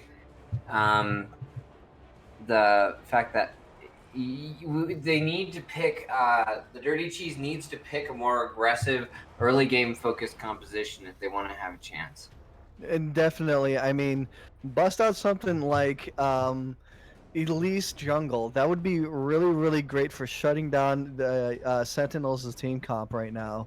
Just something that would be early, very, very aggressive early, and something that really, really scales late into the game. Yeah, it is. We're gonna see Set, Echo, and Cassiopeia banned out by the, and they're actually gonna just pick away that Senna. Yeah, Senna is a very, very powerful pick for the Sentinels. 2 games in a row. Has done really, really well with positioning team fights, dishing out a ton of damage. We see a Zaya pick coming through. Very interesting. Very, very interesting. Zaya, the Lovers bot lane. Lots of engage, lots of damage. You'll love to see it. Yeah, and a very good response to somebody picking Senna, who is, arguably the best AD carry in the game. Just pick the best bot lane. Most definitely. They're going to go for the same bot lane as the blue side for Sentinels, and then picking up an Orianna, another great engage tool with the command shockwave. And one of Minor Threat's best champions. They're trying to get people on comfort this game, I think. Oh, yeah, most definitely. As we see a Zac coming in, another great engage tool, so another very good late game pick, lots of engage, lots of CC. So again, it'll be interesting to see how they shape up to their team fight comp as Mordekaiser is banned. If they don't ban Set here, they already banned Set. Sorry, my bad. Totally lost track of that. Okay. So they have Set, Echo, Cassiopeia, Nico, and Silas. So again, a lot of mid lane picks. Left open the Vigar, and also left open the Rise, which he does have some games in. The Valkaz, which is their mid laner's most played champion. So all 6 games. Very, very comfort pick for Wing Nation on the. Kind of plays more like a burst mage, control mage kind of hybrid. Lots of true damage coming out if you stack it. As Jarvan comes out, kind of an interesting pick as well.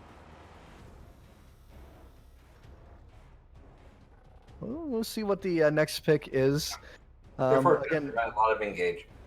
Yeah, especially like a lot of engage on both sides. You have Nautilus Hook, you have Orianna Shockwave, you have Jarvan's Cataclysm. You have a lot of good tools to engage on him as Darius comes in, throwing down the gauntlet. Ooh.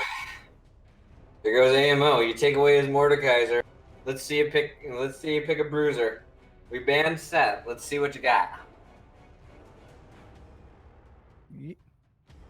Because how do you go against a Darius if you you need to have somebody that's more ranged? You have an Olaf. I actually don't. Champion that can beat Darius level 1.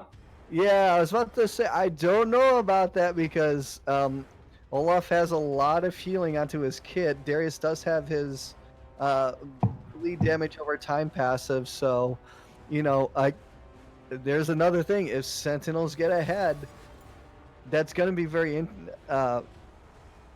that's gonna spell doom for the Dirty Cheese again. Yeah. Very smart pick on the Olaf there. Yeah, that was actually a great pick. Now, will we see Zac top lane or will we see Olaf top lane? because Zach and Olaf both can be flexed both Oh, top and I jungle. didn't get an invite to the game. Oh, Great. rip. Yep. I think you can spectate my game, so. Yes, I should be able to, but Okay. I just realized that. I was like, why am I not hearing game sounds?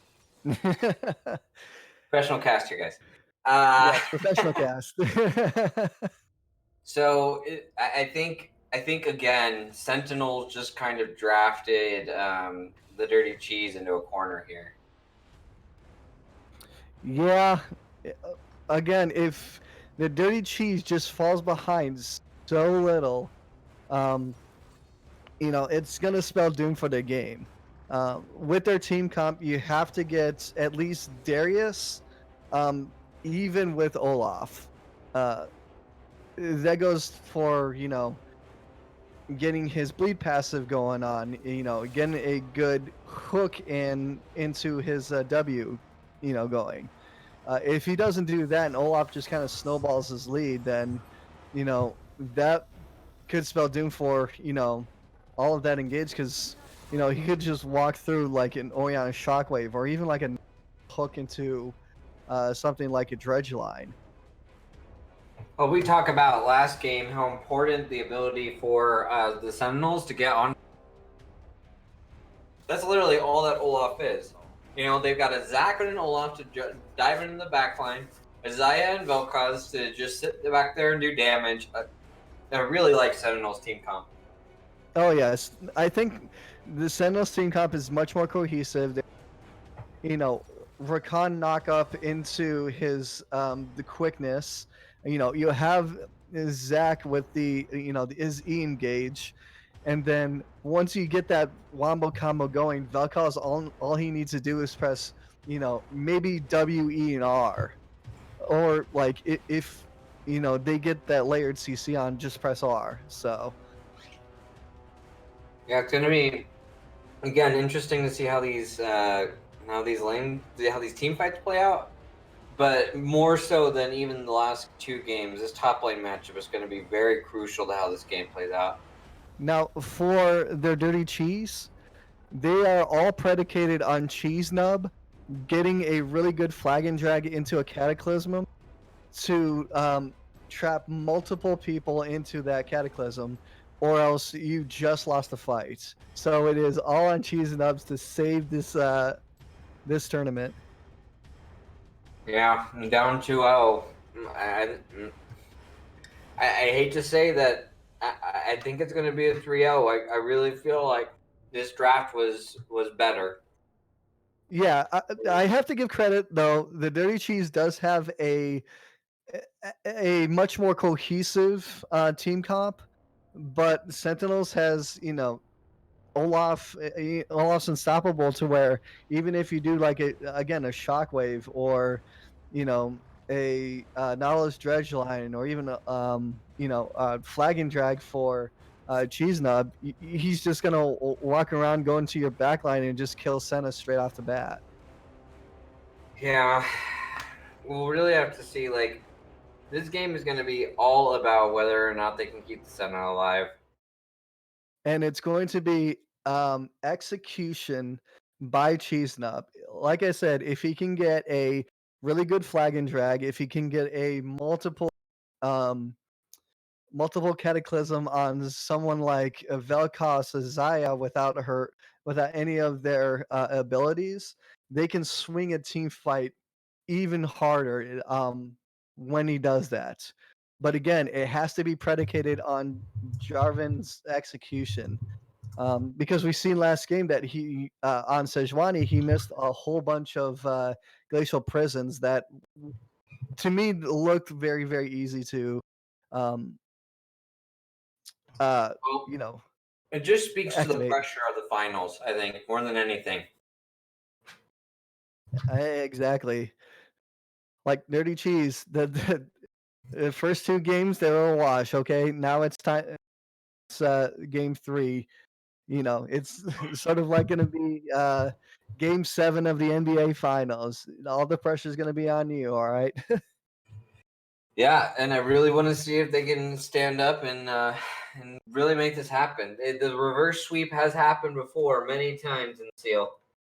Hey, Cloud9 has made a career out of reverse sweeps.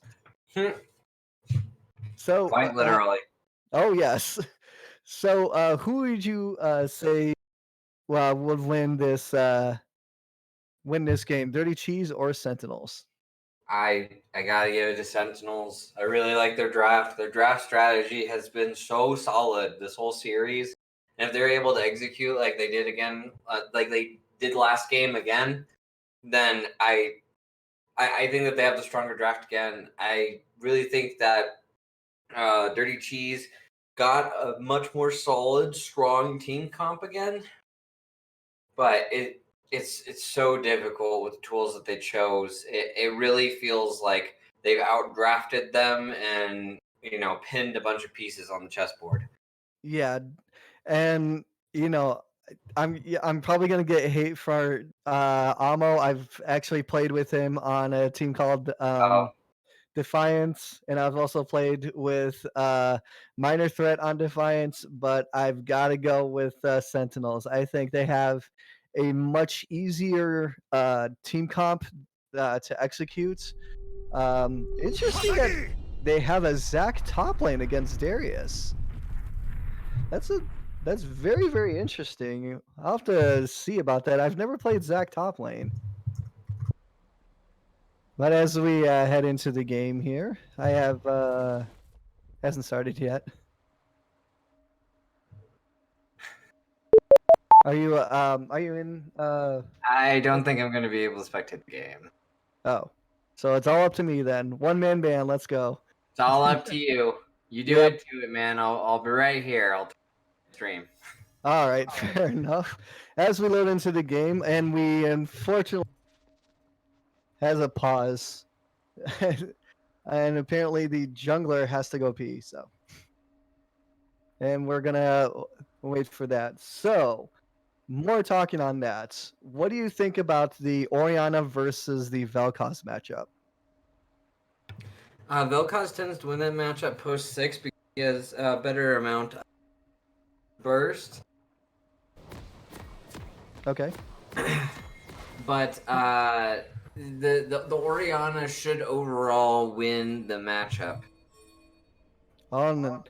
As we are getting to the game, we're going to see the Dirty Cheese gonna be going up for a spicy level 1 towards mid lane turrets.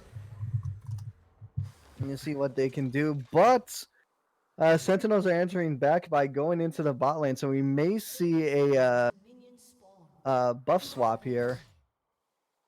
We do see Potato Fist having a ward down onto that blue buff, so they're going to spot that out very, very quickly.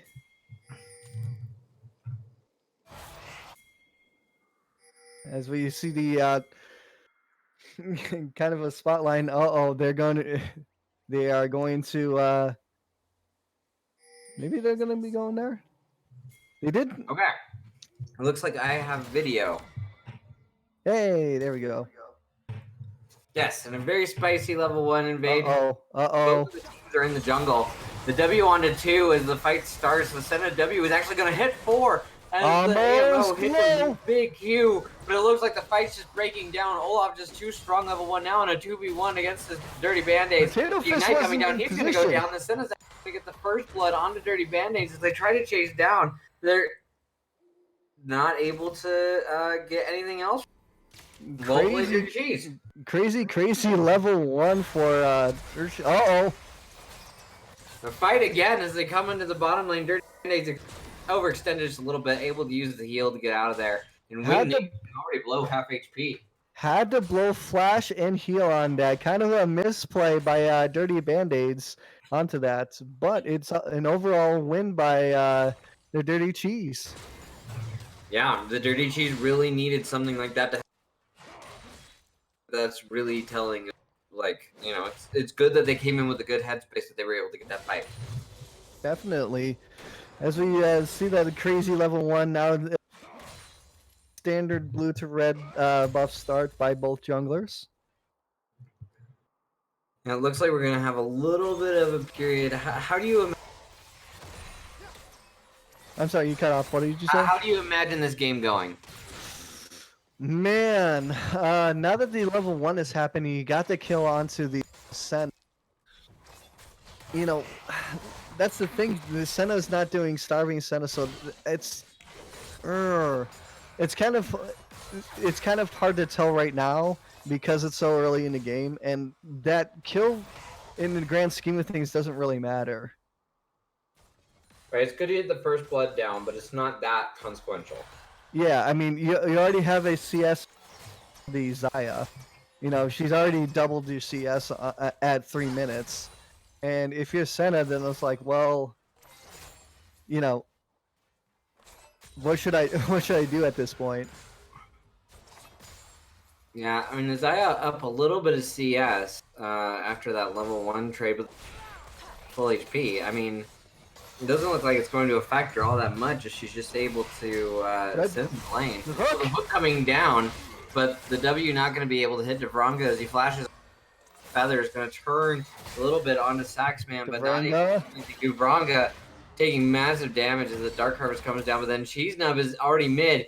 The Oriana ball comes out, but Potato Fist is counter ganking here. Good idea, but I think he didn't see the Potato Fist actually coming in and helping out with that. So, good idea with the flag and drag. Just not really a good time to do that. Yeah, and Devronga is still about half HP here. This Centipede appearing to work out a little bit better for Dirty Band-Aids. Yeah, definitely. I mean, Scrambles what also did a really good counter engage as we see a fight there's a couple of fights going on here. As we see the jungler actually fighting in the bottom lane river. They're not able to pick up the fight as Wing Nation comes to respond, but Potato super low. As the bottom lane starts to rotate up from both sides, they're just going to call it a draw, and both roam back to their jungles. Yeah, I think Potato Fist saw that Oriana go from mid lane into the river to try to help out Potato Fist. I'm sorry, the Cheese Nub, and then that kind of spawned Wing Nation to say, "Hey, I need to help this out too." So he went in and said, "Well, okay, we'll just all back off on this." And Devronga still able to keep that about 10 CS lead that he gained from that level 1. The hook just barely missed. Close on that hook. Good idea. And it actually had the wave pushing up towards Sentinels. There he is, pulling back that Zax, trying to get a trade ammo. Looks like he's gonna get max bleed stacks though. Uh-oh. Cell division. Another auto should do it, and that's gonna be the passive gone from Zach as another Dark Harvest deck. Goes down into the center in the bottom lane. Almost being over. Ammo's trying. Oh no! He's trying. Oh, and he's not gonna be able to get the last auto out. He was underneath Tower. Just a little bit too greedy. What a shame. Oh, he wanted to get that cell division gone, but he didn't realize that he didn't have enough time to do that. Kind of an overzealous play by Tiamo, and also a very, very bad misplay. Yeah, he felt like he needed to get something going. I mean, barely wasn't able even to trade that kill. Now we see kind of an even gold lead now, as we may see it fighting at bot lane. The hook comes out. It actually manages to hit Devronga. The ignite. The W is actually going to chase back. Oh! And this is the counter as the W snares up both of them and manages to get the center of that kill. Sax Mario with the key ignite there, ticking down from that. Kind of a feels bad moment from Devronga. Yeah, that was such a beautiful W onto the Rakan there. Worked out so beautifully for the Dirty Cheese, and just well played. Yeah, and we'll also see probably the Dirty Cheese set up for a good dragon. Good flash off by Wing. The ulti missing, Wing Nation dodging everything, turning back with the. You got Cheese now. He survives that gank and almost gets a return kill. Yeah, missed the laser onto the cost, but With cheesing up so low, they're just gonna move towards the drag. Looks like it's gonna be a pretty easy pickup for Sentinels here. Yeah, I mean the Dirty Cheese has only gotten a single Bandit dragon this boosting entire now. series. Look at them, they're hitting their things. I don't think it's gonna be enough though. It's not. They're just gonna run away. It's a shame. Yeah, it was a good attempt by Dirty Cheese, but they were kind of slow onto that rotation. Oh, it's a difficult rotation to make. It's Especially if you don't have the vision line that the Sentinels had. I mean, you need to establish that at 1 minute 30 seconds before that dragon comes up. So things to mention, Senna is still that 10 CS differential. They are even in CS in the top lane. And Minor Threat just barely above NCS of Wing Nation's game, who struggled in the early game to meet the CS in the last game. Yeah, and you see the Coming down with the execution is ammo. coming He's out. actually going to get hit by the slingshot. Q still hits. Not able to get his stacks, but AMO actually going in early execution, calling into the Zac. You see 3 mid lane as it looks like the Rakan wants to try to make something happen on the Minor Threat. Olaf gets spotted out on the ward, and it looks like the jig's up. I don't think they had a vision on where that Jarvan is, so good heads up play by Sentinels not to engage on that. Gonna see them resetting back into these lanes. Senna, Nautilus still pushing in. Just gonna start taking away their buffs. Looks like the jungler's gonna run into the top lane. Oh, the jungler's actually bottom side, about to get bush. Here's an engage on top lane. Trade. And the gank happening on the other side of the map at the same time. AMO just trying to get away. He's able to pull away from that Zac Q quickly enough. And there's a Jarvan. Can engage. But it is not able to turn as the Xayah pulls back her feather. The shield able to prevent the Jarvan. It's not enough to actually get the kill as Devronga with a wonderful Feather Storm there to survive. And Scrambles with the good disengage onto that, knocking up 2 before they could even have a chance to get onto Scrambles. A good Savrenga, I'm sorry. So good heads up play by Scrambles. Yeah, Scrambles has been really performing extremely well this whole game, just doing the little that the team needs to be able to have a chance here. Yeah, and as we speak, the Sentinels got their 6th Rift Herald of the series. They've been having amazing early game of consistently pushing Vision. They treat Vision as its own objective. Yeah, I mean, they have really, really good objective control, and that objective control really stands out once they hit the team fighting comp. Because now that they're kind of even on it, they can now focus on, okay, what is the next objective going to be? Right. Now, let's see. It's going to be an Ocean Drake coming down. Sentinels already have a line established, but Dirty Cheese has a pink ward in the Pixel Brush, and Oriana can roam over there. We will have to see how this plays out as the bot lane is about to back. They'll be able to get a nice spike before this team fight. Now, what's interesting is that the Dirty Cheese is actually up by almost 1,000 gold, about 800 gold, but they're not playing like it. They're actually playing as if they're behind. And we got to have a fight in the top lane. Gonna come down. The slingshot's gonna dodge. He's gonna keep fighting, but the Darius is gonna get it. Hitting the Q, but not able to chase him down. Uh-oh, this is really zealous. And he's gonna try to go in. The Q's gonna hit him, but Marista Matic doesn't have a passive, right? Oh, but he's getting so much healing. He's getting so much healing. He does have passive. Ammo is gonna be able to pick this up, I think, with another Q. He's trying. Oh, but the Senna ulti is gonna come down. It's gonna miss damage, but it's gonna give Marista Matic just from disintegration ray. Minor Threat's gonna get lasered in the mid lane, but the fight's just gonna walk away. Good fight by Amo. Kind of It kind of went back and forth. I don't think the Executioners was nearly enough to take down, but But it good made play it by possible. Ammo. I think Like that the Zach Top is so ridiculous. If you don't get an Executioner's Culling or a Bramble Vest early, he will just. yeah, because there is so much healing onto that Zach, and we're also seeing another. This dragon's gonna come down. They're clearing out the vision. Olaf on the dragon. Oh He's like, "Well, here." no! He's gonna dive in, but he's gonna try to ulti down Potato Fist. The Oh! Zaya Featherstorm early. The Senna's still in the backline flashing away, but the Zaya is actually gonna get a root TP on come that down. flash as the ammo comes down. He's gonna get onto this Rakan as he dunks. That's gonna be a dead Rakan. Oh, the heal! The heal! The scrambles just barely gets out of there, and Oh somehow the goodness! Sentinels only managed to lose and trade their junglers. Holy crap. Wow! Durango with the clutch save to scrambles. I mean, he was literally 1 health away from dying, and it.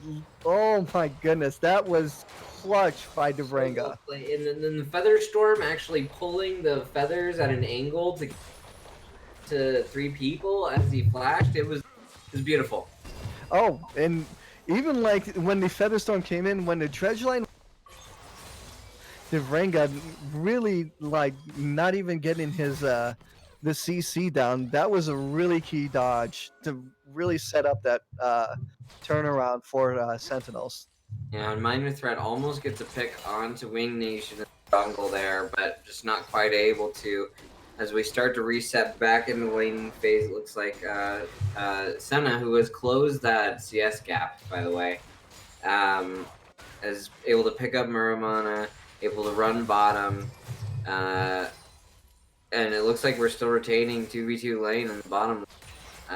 Next dragon is going to come up as an air, that is the dragon up, and it's going to come up in about 3 minutes. Rift spawning in a minute. It's going to be interesting to see what they choose to do with their bottom lanes. With both teams rotating bottom lanes up to the Rift Herald last game.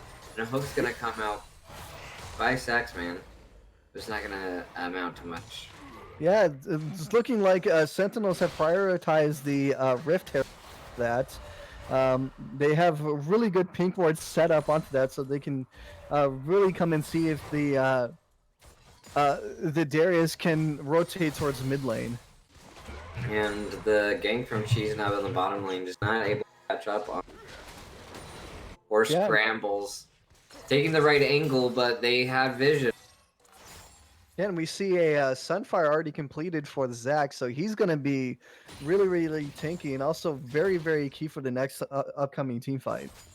Yeah, and neither the AMO Maristomatic is going to have their TP for this fight, which is super key.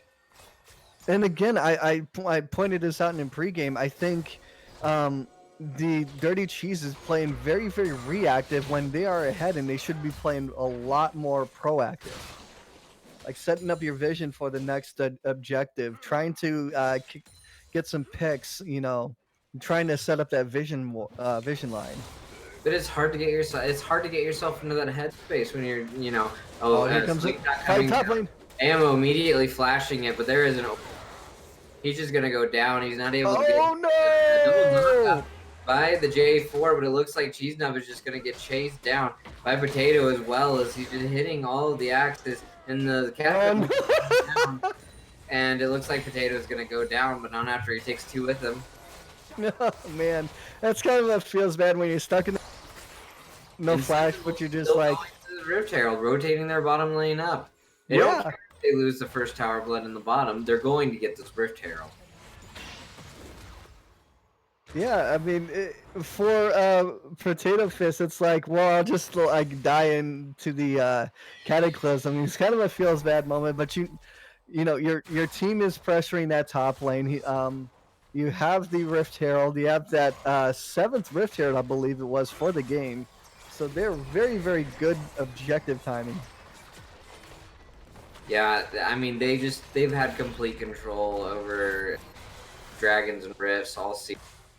The one dragon that they lost was to Maristam or to Cheese Nub coming in with that Zac and But making that steal. you also see the Dirty Cheese pressure that tier 2 bot lane. That is something that you need to do in order to get back into the game. Although, again, the Dirty Cheese is actually 1,000 gold ahead, but they're not playing like it. Well, the Senna now has a 20. We're going to see them bottom lane here. I feel like Dirty Band-Aids is actually being given the tools this game to be able to successfully carry this game, but the Dragon is just going to be immediately jumped on, and Zac's here. The AMO is actually already running this fight, but I don't think that they're going to get here in time. As the Dragon starts to get burned down, they're contesting vision. Still doesn't have vision onto it. It may become a steal.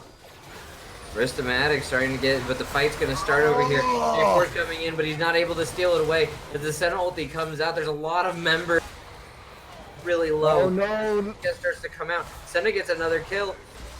That's 2 kills from Dirty Cheese as they get onto the Zac. The Zac's slingshot, but Dirty Band-Aid's immediately taken out by this Vel'Koz, and that is going to be a 3-for-2 trade in the favor of the Dirty Cheese, but still lost the Dragon. What a key shockwave by Minor Threat to interrupt that Lifeform Disintegration wave by Wing Nation. If Wing Nation would have, counteract that, there comes a team fight. Slingshot coming out. Looks like Olaf's gonna run on. It looks like they're just defending tower. Okay, false alarm. But you saw the shockwave really coming in the key for Minor Threat to turn around that team fight. If the Lifeform Disintegration rate lasted another second, I think that team fight would have gone hugely in favor of the Sentinels. Well, this is just to show that the Dirty Cheese can fight. They haven't gotten so far behind this game that they just have to give the mid game. They can go and be a little bit more aggressive on these objectives. Yeah, and another key factor is that now you have to fight for the next objective. Right now you have Baron coming up. Actually, right now, you have another. Oh, here comes a fight on the bot lane. Let's see. There's another team fight between AMO. It's gonna run. He can't win that. And it looks like 3 members of the behind the bottom lane here. They're gonna run at her with Olaf. She's gonna fly away. Band-Aid out, but he just doesn't have the amount of HP that he needs to be able to face Tank and Olaf, and that's gonna be a huge E coming back. Just gonna shut down that Nautilus. What great rotation by Sentinels. Had no vision onto the Baron, got caught out and pushed way too far up, and got really punished because of that. Yeah, just dark jungle behind you, pushing up as a 2-man. You can't push up when there's somebody unaccounted for. You can't afford a 3v3 to happen. But it doesn't look like the Sentinels are going to be taking a Baron off of it just quite yet.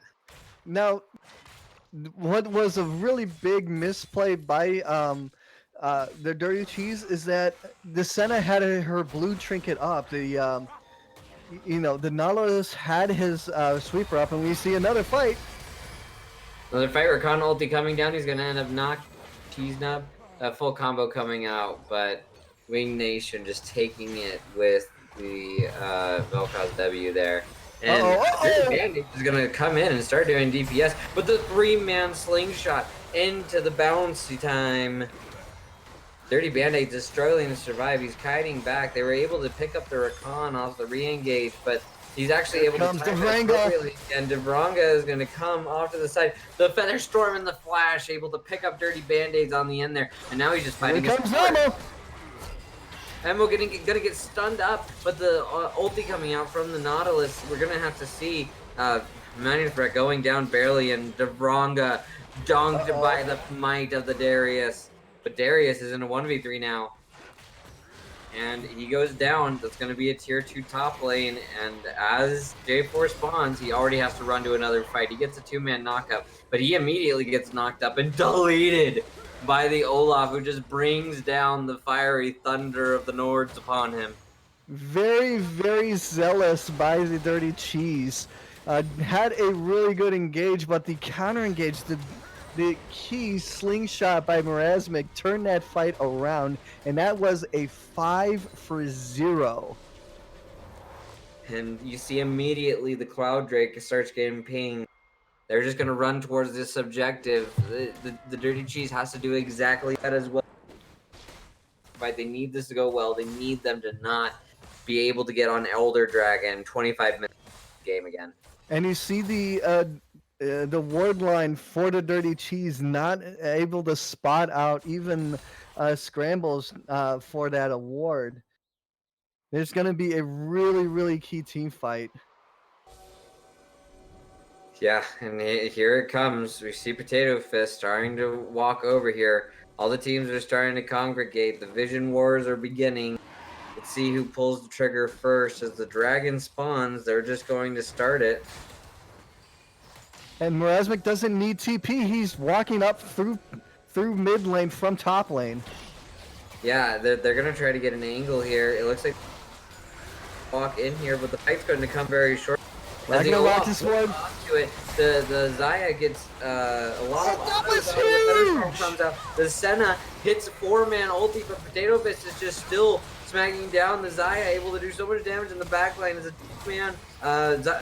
Orianna ulti hits onto the backline here. AML is actually not able to take out the counter, but Minor Threat is. The laser comes through and wipes out the rest of the Dirty Cheese. That was a key life from disintegration raid coming in. It hit 3 people at the same time. That was a well played one by Sentinels. Wow, just such execution. Really, it's a credit to Sentinels feeling prepared for this game and being really confident in their shot calling that they're able to work so synergistically like this. Now, for the Dirty Cheese, you're not out of the woods just yet. You still have a chance. You still have to fight for Baron. You still have to fight for that next dragon, because the next dragon is a soul. And you do have a really good engaged team comp on Cheese Nub. That is your win condition.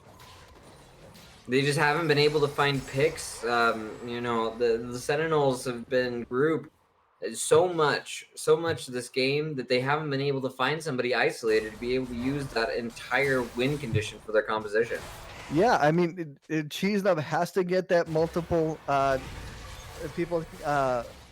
multiple player cataclysm, has to, and Minor Threat has to engage with that command shockwave. And Wing Nation just throwing out the disintegration ray. It's such a cooldown that he can just take half of Minor Threat's HP and be happy with it. Yeah, and you saw the Ragnarok coming through for Potato Fist. Really key to that, because they wasted pretty much everything on trying to stop Potato Fist from getting into that dragon pit, but it was all for nothing. Yeah, really amazing timing on that. Oh, command shockwave! There's in the flash ulti onto 2, but the Ragnarok. But Minor Threat's going to get turned on immediately by Scramble. Oh! Straight forward. That's going to be a huge knock. That turns this fight around. Potato Fist almost dead in the back line as we see the Senna actually running. Cheese Nub, that's how we want to be. Cheese Nub is going to flash on, but he's not going to be able to kill Potato Fist. This Senna, excuse me, is going to be from disintegration ray. But he's going to get knocked up as Vel'Koz pulls them all into the laser, and that is ace by the Sentinels. That's got to be so heartbreaking by the Dirty Cheese. You had a setup. That's what I was talking about. Cheese Nub's really getting into that multiple flag and drag, and it still wasn't enough to even take down Wing Nation. Well, the one team fight that they had, they executed properly on the team fight where they were too far behind.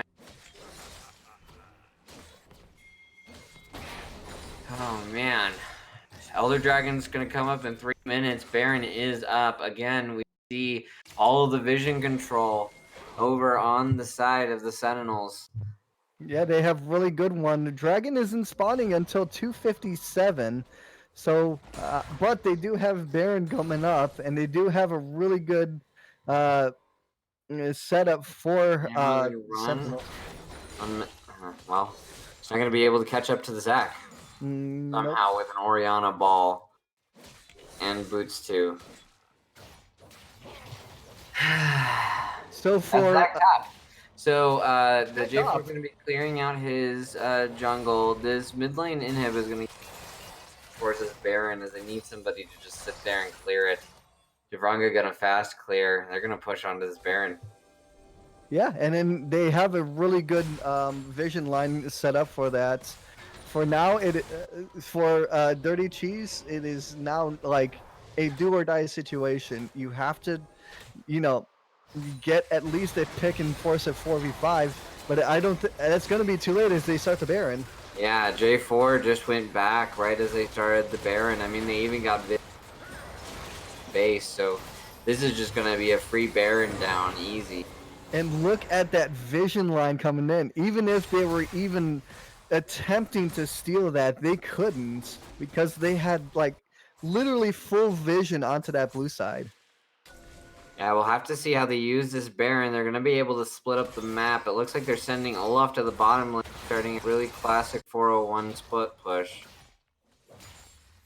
And they do have the super minions bearing down on the mid time. Cheese Nub goes in. Cheese Nub goes in but misses. And the GA is going to get popped. Minor Threat is trying to do something on the back, but he's going to get charmed up by Scramble. There's a lot of cooldowns going down, but Scramble's able to get out of there so quickly. Senna Shield is going to give them a little bit of staying power. Dirty Bandage is able to take down Scrambles on the back end. This Zac is still alive, though, as the laser comes down. It does so much damage to the whole team. Minor Threat's trying to get back to the fight, but he's just not able to. The bleed doesn't take down the Vel'Koz, and looks like Minor Threat's just going to get chased down by the Zac. That could very well be the game. That will be the game. It Minor will be the Threat was series. not in position for that, and congratulations to Sentinels on Season 2, champions for Freljord. Yeah, very well played, Sentinels. Very well played. I think that as we get into the end game screen here, a couple things to talk about. Who would you give MVP of that series? Oh man, I would have to give it over to Mrazmik on that Zac. He did a lot of work having, multiple slingshots. Really providing a lot of CC so that the Zyra Khan can really follow up. So I have to give it to him. I'm gonna have to, for this series, I'm gonna have to give it to Scrambles. Scrambles was so consistently good in every single game that we watched tonight. He just was doing exactly what he needed to at all times. I'd have to give credit to the Dirty Cheese. That third game was by far and away their best game that they've had in this series. Unfortunately, it just wasn't enough. Yeah, by far. They even fighting. It was small mechanical outplays. They were even playing the fights how they needed to. Just they weren't able to get the objective control and vision control that they needed to be able to contest on a macro level against the Sentinels. Oh man, this has been an amazing series for Scrambles. I think I would have to agree with you. He was one of the best players on that team, and I think he was really, really great in this series. That being said, do you want to interview him? Sure. All right, so fantastic. Yeah, Scrambles, if you're interested, we would love to have you.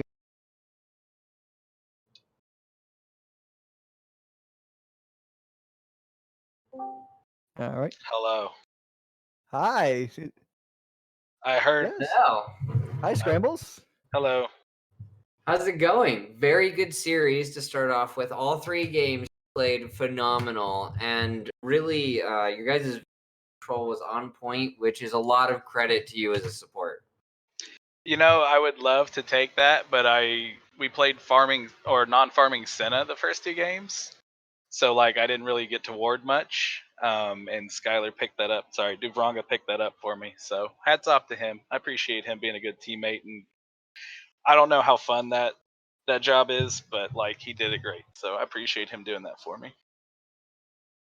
Yeah, I mean, you guys had really, really good objective control. I think you've only lost one dragon that entire series and didn't lose any Baron or Rift Herald. What was like the vibe in the communication?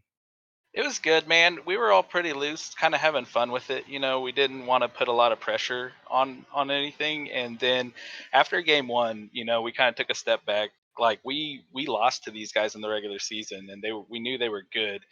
Um, so we didn't want to take it for granted by any means. And at the same time, we didn't want to get in our own heads. And once they lost game one, I'm not gonna say we knew it was over, but we knew we were kind of taking up space there for them. You know what I mean? Because even Mike Tyson said every man's got a plan until he gets punched in the face. And that's Yeah. the first time if you and this isn't a dirty cheese thing. Again, hats off to them for the series. What it is they never faced adversity until the finals. And man, that's such a bitter pill to swallow at any point in the season. But when it happens in the finals, you're just kind of it's just worse. It's double time. I've been there, you know, and it's just so much worse. Oh yeah, definitely. Yeah, one of the things that I really loved about the series and watching how you guys very masterfully, I might add, just kind of deconstructed this 3-0 here, is that it felt like every draft you were just drafting them into a corner. They were making picks, and you would start off with two or three really innocuous, just sort of generalized picks, and as the composition came together, it just felt like, oh, they just checkmated them. They have exactly the tools that they need to deal with this composition. What was that draft theory like going in there? Who was running that? Like what was that like? Okay, so first it even started before the draft, before the first pick. And this is kind of a message to the tribunal as a whole, in my opinion, where we knew because we brought Winged On, we were losing bans. And I feel like it was a mistake to give us a blue side because if we're not banning away priority picks, then something's gonna be open. And giving us blue side game one and game two, we knew we got the Senna. So we theory crafted around what are they going to pick. We almost knew that they were going to take Ornn in game one, and that's fine. Pick Braum, just lock it in, and we're good. So we knew we would have a Senna Braum bot lane, and then we can kind of feel out the rest of the draft. And like you guys said, we can pick opposing parts. We can kind of pick, you know, we can see what they're wanting to do and then pick things that will appropriately negate that. I mean, game one, yeah, we had Braum and Echo, and that's already going to be dirty. But into an Oriana and mid is almost kind of like a free lane for the Echo. Um, if not, at least he can shove and get out of lane and go do stuff around the map. So yeah, we just talked it out. You know, Maris is really strong with that. You know, and then the rest of us just kind of have our input. Like we know our pool of champions, we know what they can do, and everyone's just kind of on board. You know, we see what's going on, and we know what one person can play to counteract that or to enable something else we want to do on the other side of the map. All right, so I have pretty much one last question. I know, Yeah. like, our team faced you off against in the scrim. How important was like even in this playoff? How important was the team cohesion overall? It's incredibly important, and again, that can play into what we were talking about earlier, where even when scrims go bad, it feels bad. You have to test yourself, you know? You have to you gotta get raked against the coals to find out what someone's really made of. And again, and I don't know, you know, maybe they did scrim harder teams and stuff. Maybe they scrimmed up, you know, and played people from other divisions. But if I just feel, and this is third party perspective from the other side of the fence, I feel like this was the first time, you know, they got punched in the face. You know, nobody makes me bleed my own blood. Like I don't know if that's accurate or not, but that's how it felt from my side in those games. I almost wanted to say, what is it? That's a bold move, Cotton. Let's see if it pays off. Yeah, yeah, you're there. You're there. Yeah. Yeah, it's definitely how it felt the whole series for us. But really, one last thing. I don't think I finished my no, point. go ahead. Suggestion box. Instead of losing bans, the other team gains control of those bans. Because imagine a world, imagine a timeline right now where instead of us losing bans and us getting to play into that, they control our bans. You know what I'm saying? Like they would have got 3 more bans to throw at us, and that's infinitely more punishing and an infinitely bigger deterrent than we were more than willing to take Winged On and give away 3 bans. You know what I mean? Like, okay, fine. If that becomes a different conversation, if it's we take Winged On and we give them our bans and then they get control of that, and then all of a sudden we gotta be like, I don't know, that in my mind that's a bigger deterrent. Most definitely. I think that's actually a good idea. Is like maybe put on my Winky face for that. So Yeah, I think that it's important that we keep discussing things as a community so we can come to the best decisions. Right? Yeah, yes, for sure. exactly. Exactly. So, thank you very much, Scrambles. I very happily give you my MVP of the series. And I same here. appreciate that. I'm gonna give my MVP of the series to Scattercat because again, I've been in that place where you got to sit on the sideline and watch your team in the playoffs duke it out, knowing you can't be there, which number one sucks, but also you can't hurt or you can't help, which number two sucks. Like there's just like a lot. I respect that, and I mean, again, it came down to like the scheduling boss, right? It wasn't every one of us wanted Scatter there. It's just sometimes logistically shit don't work out, and if anyone was privy to that chat channel where the scheduling got done, knows and understands that like ironing this out, getting 9 out of 10 on was the best it was gonna be. So my hats off to him. I know it sucks that he didn't get to take part in it, but at the same time, he was an integral part to our team throughout the entire season. So my shout out to him for what that's worth. Well, at that, I'd like to say congratulations on your team for taking down the Freljord finals. You are officially a champion at something. Hoist Uh, that trophy. uh, the air breathes sweeter now, boys. Well, thank you so much, Scrambles, for coming on. Absolutely. Thank you guys for working your asses off and casting it. Hey, it's my pleasure. Yeah. Have a good night. All right, have a good night, guys. All right. Well, thank you all for coming out for the stream tonight. I hope that you all enjoyed it. It's a 3-0 for the Sentinels. Thank you. And Have a good night. have a good night, guys.